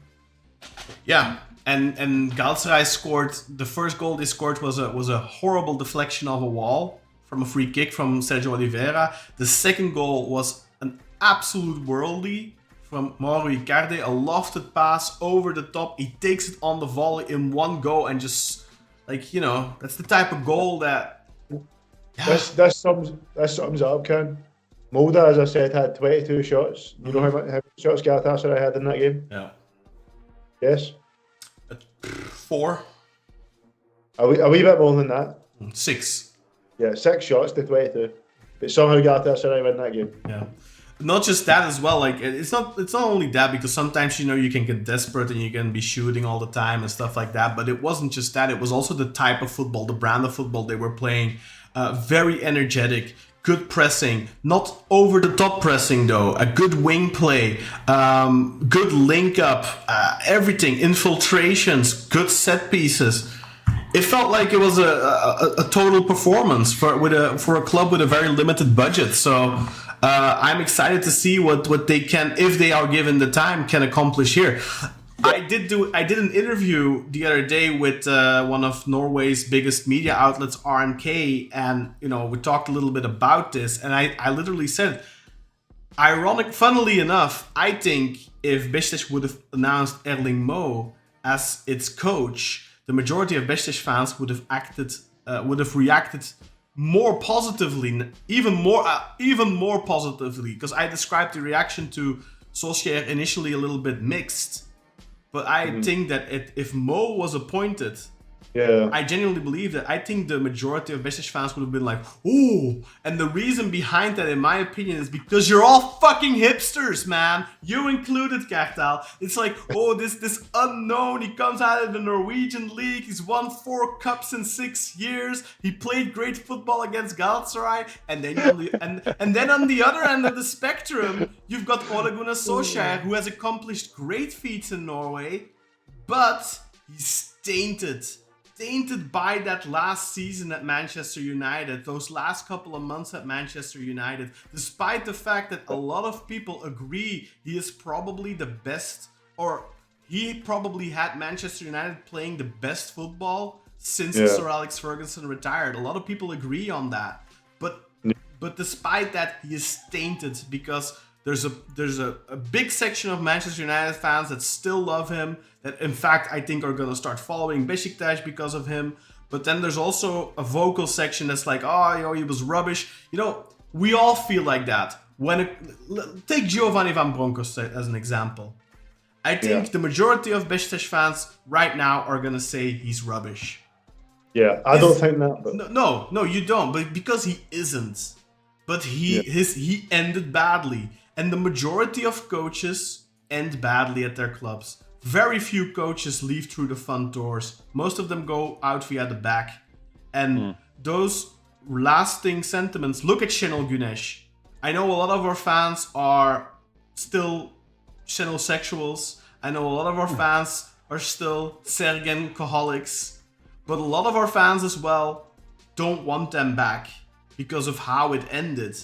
And I think it's like that for let's say 90% of coaches fizzle out like that. And the Premier League is like, it's like, you know, your bad breakup being broadcasted on Times Square, on the big billboard on Times Square. Like, that's how it is. So I think Ole Gunnar Solskjaer is just a little bit tainted from his ending at Manchester United.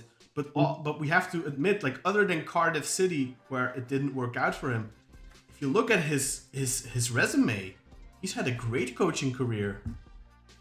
Yeah, I think you need to look at it objectively. And in the 2 full seasons he had, he ended 3rd and 2nd with Man U. In terms of league performance, no other coach has done that. Like, Mourinho had a 2nd place finish as well, but I think his other season wasn't as good as 3rd. Mourinho had the edge in terms of trophies. He won the Europa League. Actually, Ole came very close. He lost the Europa League final on penalties. Yeah. So I think that's one of the things that's being said about Ole. The only thing Ole missed at United was a trophy. If he would have won that Europa League, he probably would have remembered.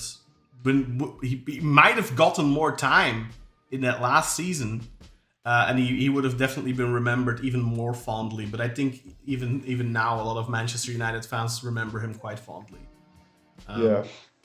But I think us Beşiktaş fans, we're just. I literally said this. We're all hipsters, man. Like we don't like Galatasaray fans and Fenerbahce fans. What do they want? They want a big name. They want a really, really big name. And Beşiktaş fans, we know we're a little bit more grounded. We know if Galatasaray and Fenerbahce pay 20-25 million for a player, we can probably pay realistically 6 million for a player. Okay, I know we recently paid 10 and 12, but like we know we can't compete. We have about 50% their budget right now.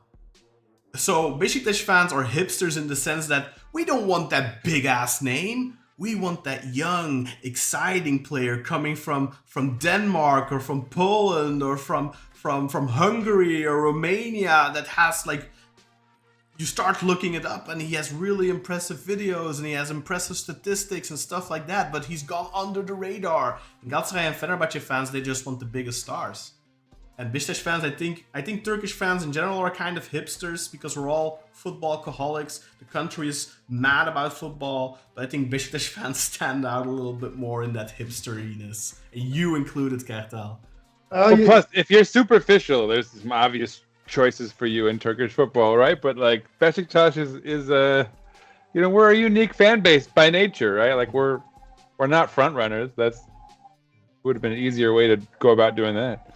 I mean, should I do some comments? The only thing that maybe had me concerned, the thing that had me concerned about Ole was more that he was known for like transition football more so than just all attacking football. But it seems to be that he done that in Man U's because that's what the squad needed. He did it mainly in the away games as well, and right at the end of his tenure, you know, he lost 5-0 to Liverpool, and I think he lost like 3-0 or something to City. And he said, well, the main reason I think is in away games, I didn't mind playing counter-attacking football. Because I think that's normal. But I think, but at home, I feel like we're Manchester United. We have to dictate the game. And you have to remember at the time, Manchester City and Liverpool were arguably the 2 best teams in the world at that point. Yeah. When they're not far off it now either. I mean, Manchester City is quite a bit off at the moment. Yeah, I guess that's true. Although you expect they'll figure it out. And I think what they did was a little bit naively just ran into the knife. They probably should have done, because if you look at Solskjaer's statistics against the big coaches in the league, like he's coached I believe 9 games against Pep Guardiola. Have a guess how many games he won? 4. He won 4 matches against Pep. And this is prime Pep, prime Manchester City. Yeah. And I think, I don't remember Jurgen Klopp, I think every coach, he was 50% win rate or something like that. Like Ancelotti, Conte, I don't remember if Conte was in that list, but like there were some big names in that list. And he had like a 50% win rate against most of them. At least there wasn't a single one of them that edged him out. They at very most had like the same amount of wins, like 3-3, 4-4, 2-2, stuff like that.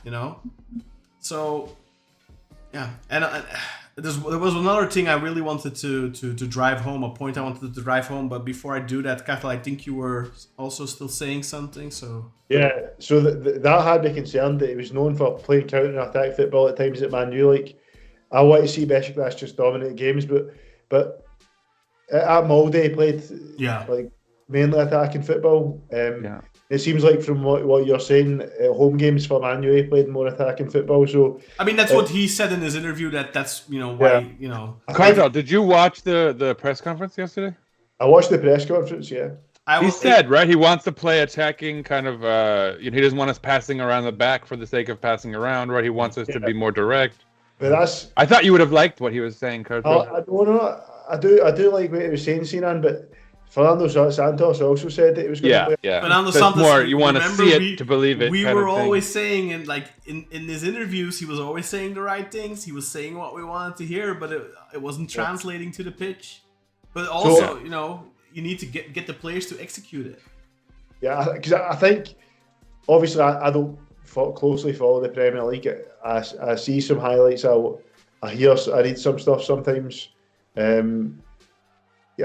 very rarely even I watch highlights. That's even a rare thing. But he did have this a bit of a reputation as being a bit of a counter coach at Man U. Do you not think so? That was what you kind of heard. Yeah. I mean, even what is the name of that show, Kaan? In that interview, he talked about how he had been forced to by the squad he had, but he didn't want to. He said he wanted to play more direct. I mean, he was talking about in the beginning. He felt like that was like the best, but he was gradually trying to evolve into a more dominant attacking side. Minded. Yeah, but that's something. Kaan, you should link that article. I mean, that interview. It really was so informative. That's the main reason, though, guys. I was a bit apprehensive going into it. But with the fact that I've read that he played more attacking football at Molde, and the fact that we've got Ellen Moes as assistant coach, it has me thinking like a lot more positive about the whole thing, to be honest. Yeah, he kind of sold me during the press conference. This guy can build something from the ground up, which I'm very, very happy that Sardar Adil referred to the scouting guys he's brought in as well, saying that. And so did Ole. Ole mentioned twice about the scouts.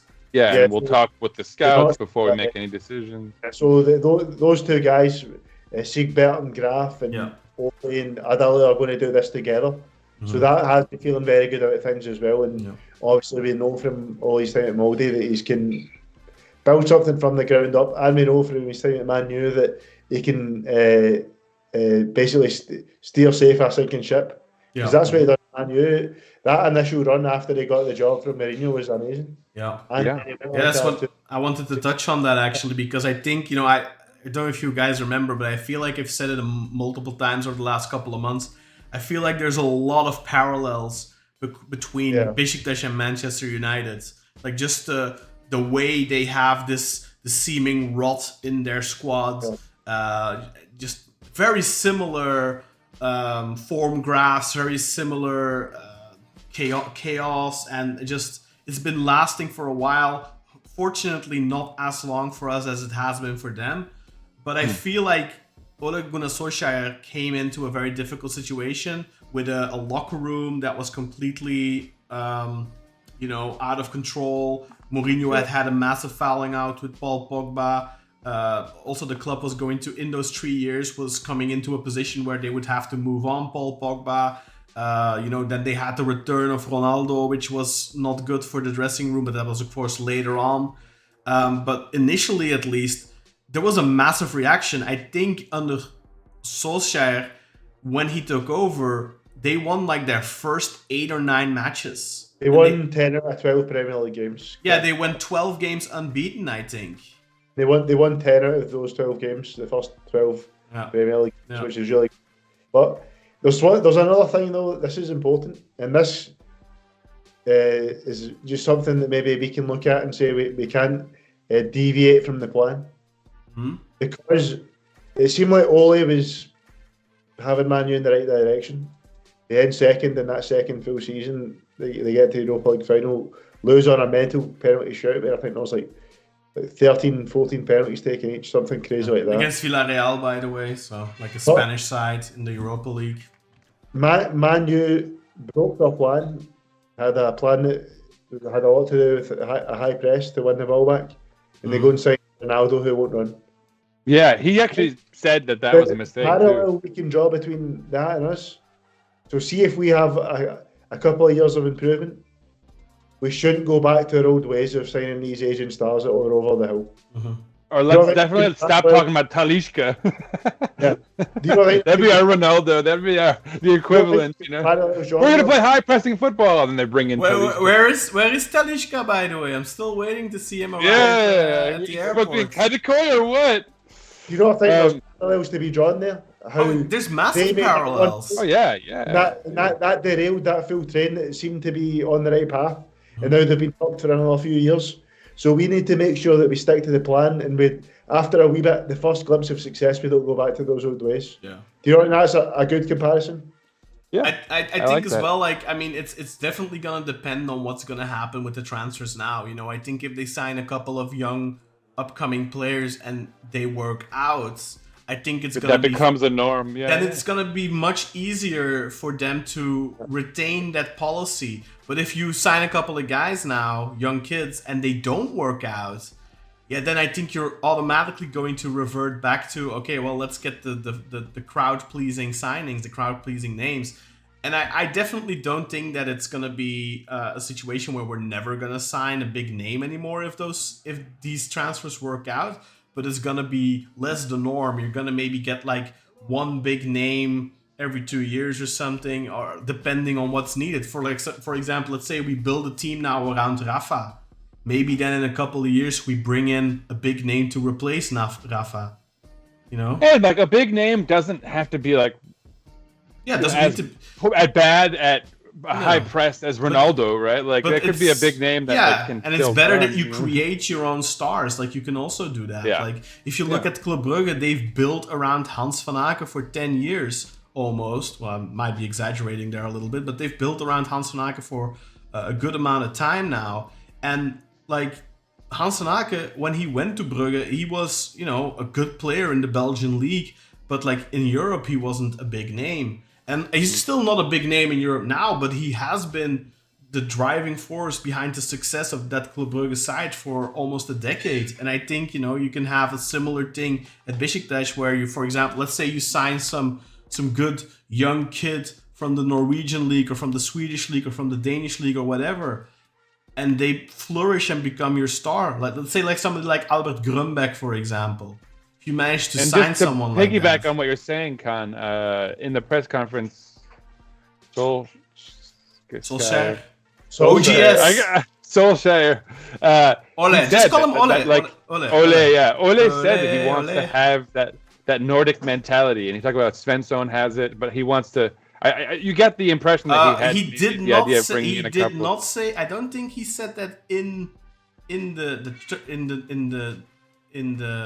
general. Oh, was that like a previous meeting? Well, no. So after the press conference, there was a second press conference for the Norwegian press, and is that what it was? And by the Norwegian press, he was asked about whether it's possible that they could sign some players from his old team or from the Norwegian league or whatever, and he told the Norwegian journalists, this is an exclusive on this podcast, by the way, I don't think this has hit Turkish press yet, but he told them that it's very well possible because he really likes the Nordic mentality, which I think is funny to say when you're... I think he mentioned the Nordic mentality in the press conference, because I wouldn't have heard that. Maybe. But I think it was maybe someone was asking about him as a coach with the Nordic mentality, and then he was like, and of course we have Svensson who has it too. But so then I think maybe the transfer information was, because I wouldn't have known about that. Let me hit up these comments. We have a few more. Let's do the comments, and then I think we can wrap it up because it's getting you guys, it's late over there. Yeah, I have a kid that should be sleeping. Grey Wolf says, restating on what you all stated. Okay, I should be editing this. Restating what you guys already covered. Credit needs to be given to Adala for having open and honest conversations with Ole What is also promising is Ole stated everyone will be working together pertaining to transfers. Yeah, we talked about that already. Working with the president himself and the scouts.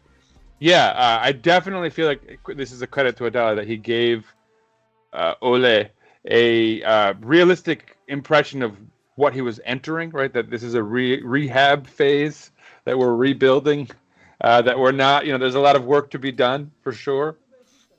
But yeah, that's a good point, Grey Wolf. Like I already said, Tien said that the best manager in the league is our assistant manager. Jason says, "Is it confirmed that Erling Mo is coming?" It is. Yes. In fact, while you do all this stuff, let's. Oh, that's the wrong button. Sorry about that. Let's have a look. Actually, Erling Mo is already there. Yeah. Who asked that question? Yasin. Oh, Yasin. So let's have a look here. Jason. So where is it? So here here are the two assistants. There we are. Hey, there he is. The chat's covering. someone. Give me a second. Is that Richard? Because the whole press conference he was talking about Erling and Richard. Yeah. Which is hard. At first I was like, is he talking about Erling Haaland? But no, he was talking about so the right guy is Erling Mo. Mm-hmm. Erling. And the left guy is Richard Hardes, and Richard Hardes is a goalkeeper coach. Also former goalkeeper coach at Manchester United. He's followed Ole around the globe as well. He's been goalkeeper coach at Molde. He has a pretty long career. He's in his 60s already, so he's a little older. But Mo, I think Mo is position coaches. I think Mo is 55 or something, and then Ole is I want to say 51, 52, like that. Let me see. I'm here still. I'm still here. I'm just. Yeah, Mo is 54, and Richard Hart 57. 57. Oh yeah. He looks older, man. There we go. Yeah, he's not looking good. Not looking great. He looks a little older. He's like an Englishman. He aired. Richard. He aged like an Englishman. I was gonna say something Prüm related, but I'm not gonna say that. I want to be nice to Richard because, Yeah, maybe he'll join. Maybe he'll come on the podcast. Who knows? Maybe in a couple of years. Maybe in 10 years when they finally end their 10-year glory period with Beşiktaş. Jason follows that up with hipsters for the win, because we were talking about Beşiktaş fans being hipsters and all that. And then Sarper says, "Ha ha ha! Sinan is who hipsters want to be." Now, thank you. I don't. Is that a compliment? Is that like a backhanded compliment? I can't decide. What you mean by that, Sarpe? And there's also this picture, by the way, from the first training session. Okay, this might actually answer someone else. A little mini meeting with the two stars of the team, Ciro and Rafa. Then Sarpe writes, "Hi Eagles, I'm late today. Don't know if you talked about it, but I feel like the new board will sell Rafa and Jedson, basically all the players that are sellable. But that picture suggests maybe he's already relying on them for leadership. I don't know. It's just one image. I don't know. I do feel like there's a little bit of an anti-Rafa. I don't know. I feel like there's a little bit of a...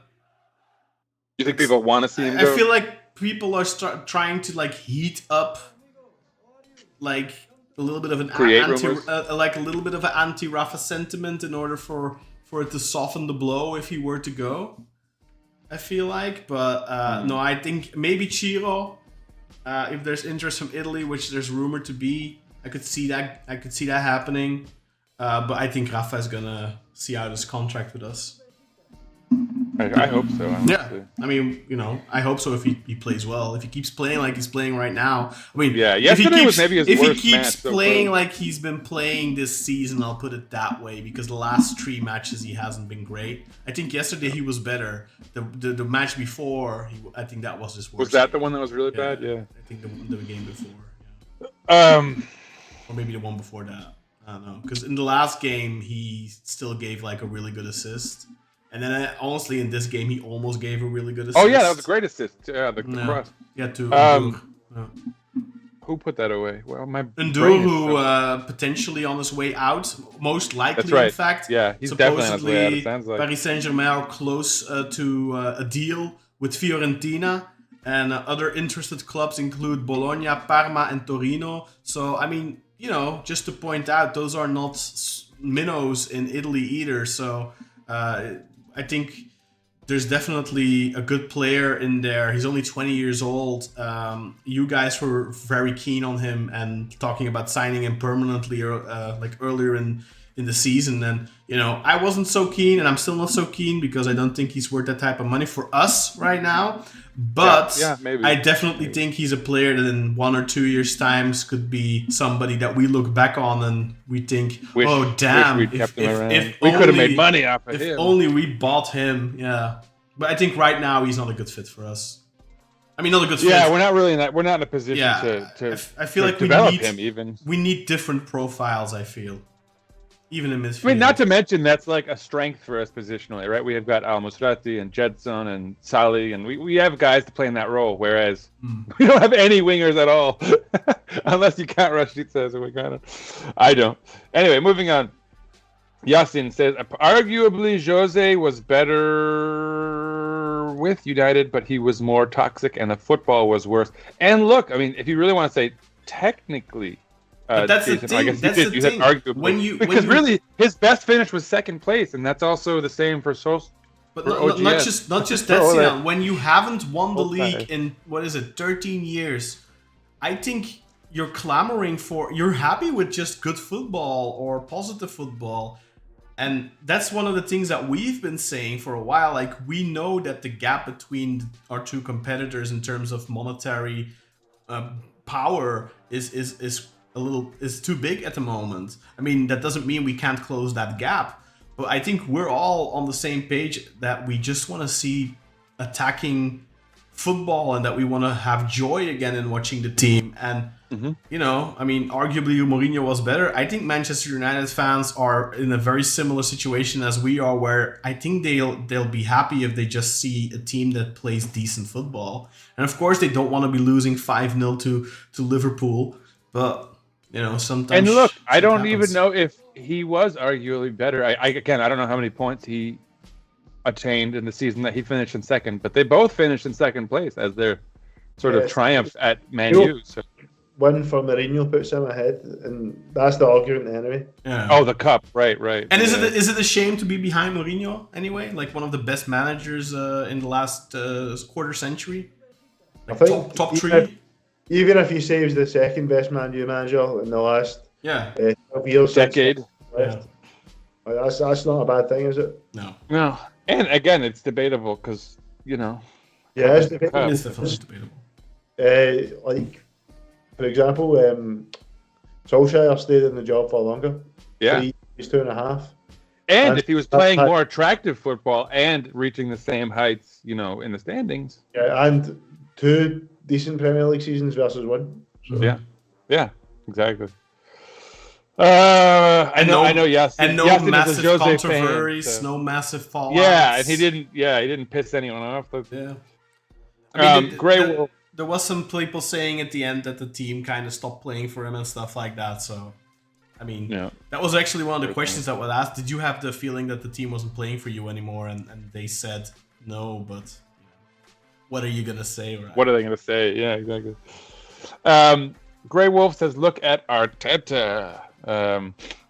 Because I don't know, but because he has not won anything, they are calling for his head. I think this is about what you were saying, Kaan, about how the kind of what have you done for me lately type mentality a lot of people have about their manager. I think at a club as Manchester United, as big of a club as it is, it's the same. It's going to be the same with us. Like when we got Bilic, we were happy, and then we were playing good football, and we were happy. But then season 2 comes along, and we're still playing good football, and we're having a great European campaign. But we're like we can almost taste that championship, and we don't win it, and we capitulate in the last straight line, and suddenly Bilic is the worst coach ever.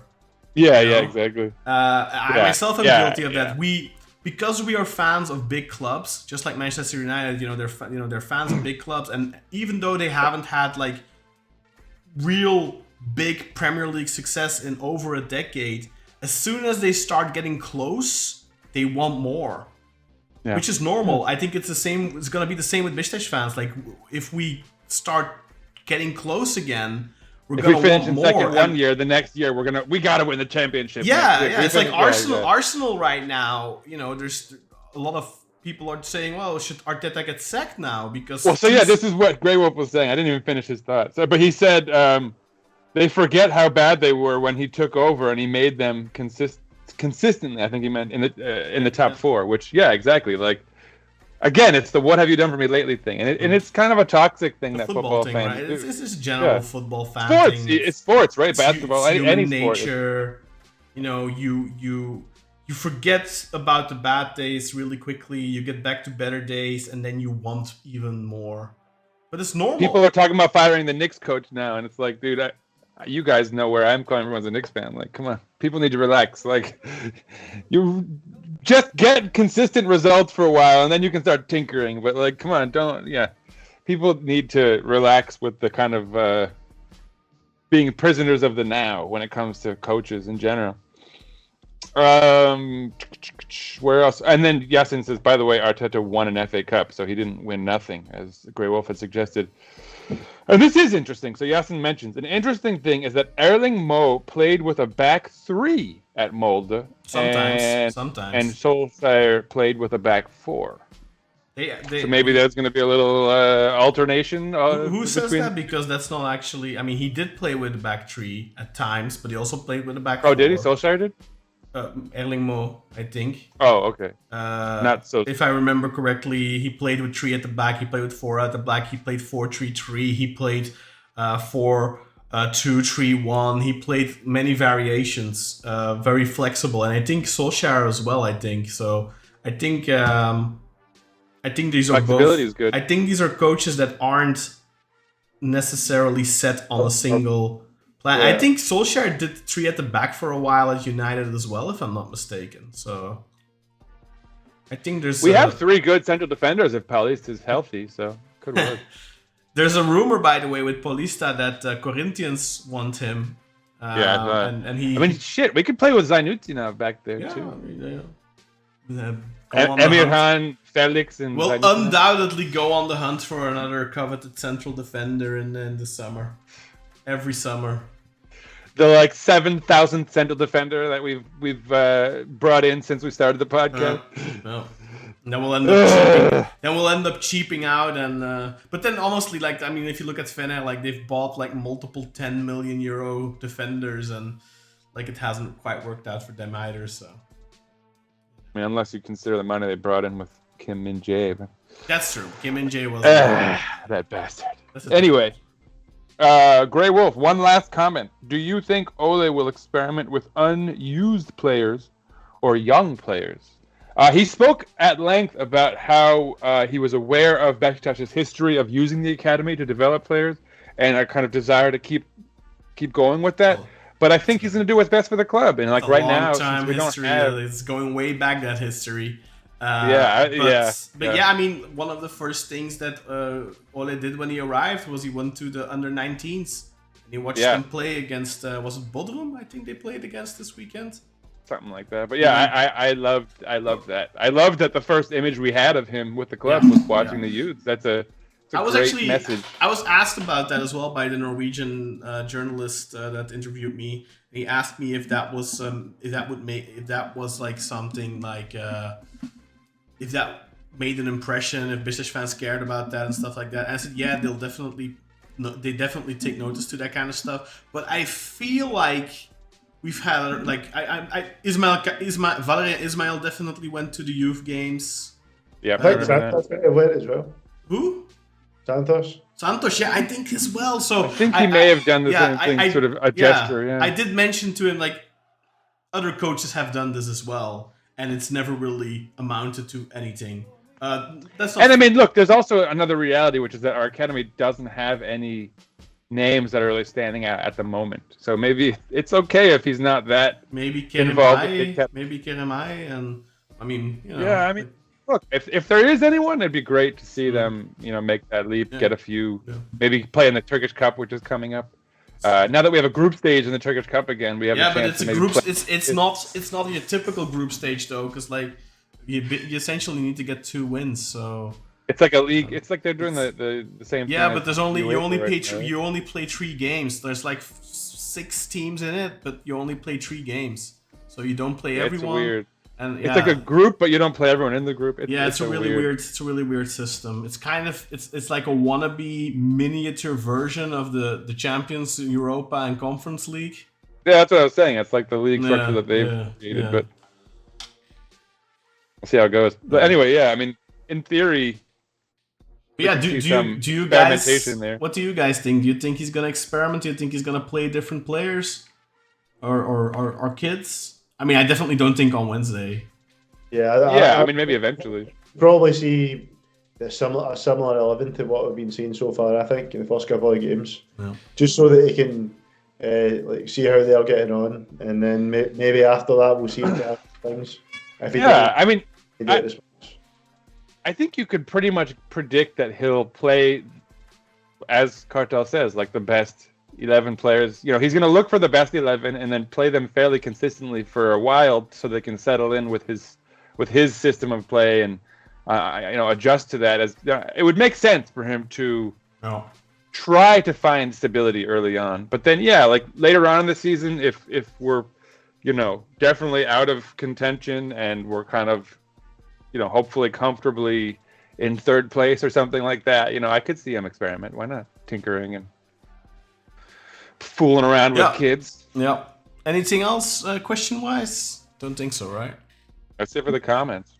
Right. I wonder how I am what all hipsters strive for. Sarper, I need some clarification on that. Living in the penthouse in New York City, living the life. Writing a novel, watching look at all these books surrounded by books. Writing a novel, wearing a different Beşiktaş shirt every game, with the hipster beard coming through. I was going to say, do I have like a shitty haircut or something? Like all you miss is like a beanie on your head. And a little dog baby under your arm. Oh, yeah, that's me though. I'm the dog guy with the little... Yeah, I don't know. I think that'll do it for this episode, guys. Unless you've got anything left to add on anything we talked about today. I don't think so, right? Then that'll do it for us for this episode. People, please don't forget to like, comment, and subscribe. Go check out our Patreon, the Black Eagle VIP. We are churning out ridiculous amounts of content right now. It's a super busy period because of the transfer window, because of the coach change. I think I've done like 3 or 4 VIP episodes in the last 5 days or something like that. People can barely keep up listening to all of it. So go and check out the Black Eagle VIP subscription. It's just $1.99 a month, but you can try it for free for 7 days. And if you don't like it, you can just cancel without any commitment. But I implore you to check it out.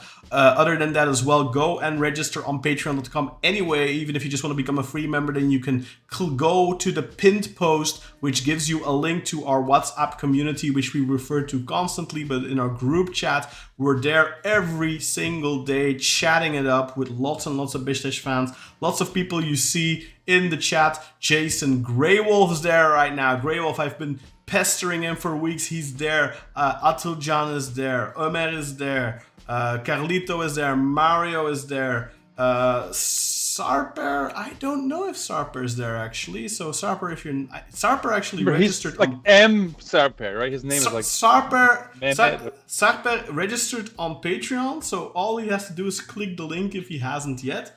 But most of the people are there that you see in the live chat. Come and join us. Talk about Beşiktaş all the time. We have people from all over the world. In the morning, the Australian guys are chatting already. In the evenings, the Americans are chatting at crazy. We did a late night. Yeah. Yeah, it's like this. It's almost like it's in shifts. I wake up to a bunch of messages from a bunch of Australian Beşiktaş fans. I go to sleep to a bunch of messages from American Beşiktaş fans. And throughout the day, there's just lots and lots of chatter from the Turkish guys, the Dutch guys, the Belgian guys, the German guys, the Finnish guy. The Finnish kebab. We're all over. So go and check out our multinational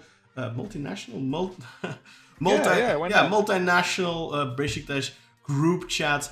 Go to patreon.com/Beşiktaş podcast, become a free member. Click the link in the pinned post, but consider becoming a paid member because then you gain access to all the additional content. I recorded a VIP podcast today, and then we also, Sinan and I recorded a 45-minute video podcast as well. So today alone, there's about 1.5 hours of VIP content alone.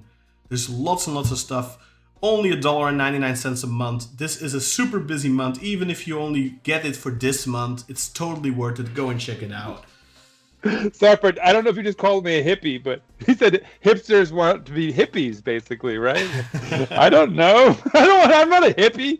Anyway, let me take everyone out. Let me take you all out, folks. First of all, stay tuned. Beşiktaş is playing Wednesday, the day after tomorrow, 10:30 a.m. here in New York City, which means 16:30 in Central Europe, 15:30 for 4:30 in Istanbul, 5:30 maybe. In Istanbul, 18:30, so 6:30 p.m. For me in Central Europe, for the guys, for the new Norwegians watching, 16:30 Central European time. That's 15:30. For the people in the UK. I don't know what it is for you guys in Australia. I'm sorry, you'll have to figure it out and put your alarm clocks because I know it's going to be super early. It's going to be like 3 in the morning or something because I think they have like an 8-hour time difference. They always get screwed that on would the time. be 8-hour time difference. What would that be? That would be 8 in the morning maybe? So that's actually not too bad if that's the case. I think I went the wrong way. I don't know. Forward. I don't know. Yeah, it might be the other way around as well. So are they? So it's like 2 a.m. They are ahead in time. So 16:30 plus. So that's like 12:30 in the morning then. So 12:30 p.m. That's better than usual for them, right? Like usually they're watching 12:30 a.m. I guess. So that's actually not too bad. So midnight. Yeah. But yeah, so stay tuned. Obviously, a huge match for any prospects we have of success in Europe. Success in quotations, of course. But yeah, so we'll be back to discuss that match Friday or something like that. Friday, yes. Usually we do Europe on Friday. Friday should be fine. Yeah, and then after that, our next match is the following Sunday in Antalya. So stay tuned for that, of course. But we'll be back before then. Early game, yeah. It's another early game, 8 a.m. 8 a.m. here in New York. 2 o'clock in the afternoon, Central European, 4 o'clock in the afternoon in Turkey. So we always talk about how our Patreon is cheaper than a cup of coffee. But so if you're in New York and you're watching that game on Sunday, you're going to need that cup of coffee to watch Beşiktaş. But anyway, we will be back before then to talk about our adventures in Europe. And of course, stay tuned. What else do I need to say besides let's go Beşiktaş! Peace out, everybody. We'll see you soon. Let me give some shout outs, folks. We've got Özkan Zerzavati, part of the esteemed group chat. The From Chicago Sweden. Bulls from Sweden. We've From got England via Chicago, Sweden. Mr. Chicago himself, Ahmedjan Malak. Paul O'Connor. He's not in the group, is he? Nathan Davis. Mr. Baseball, Nathan. We've got the Finnish Kebab. Wonder where he's from. Who's in the group? Yeah, I have no idea.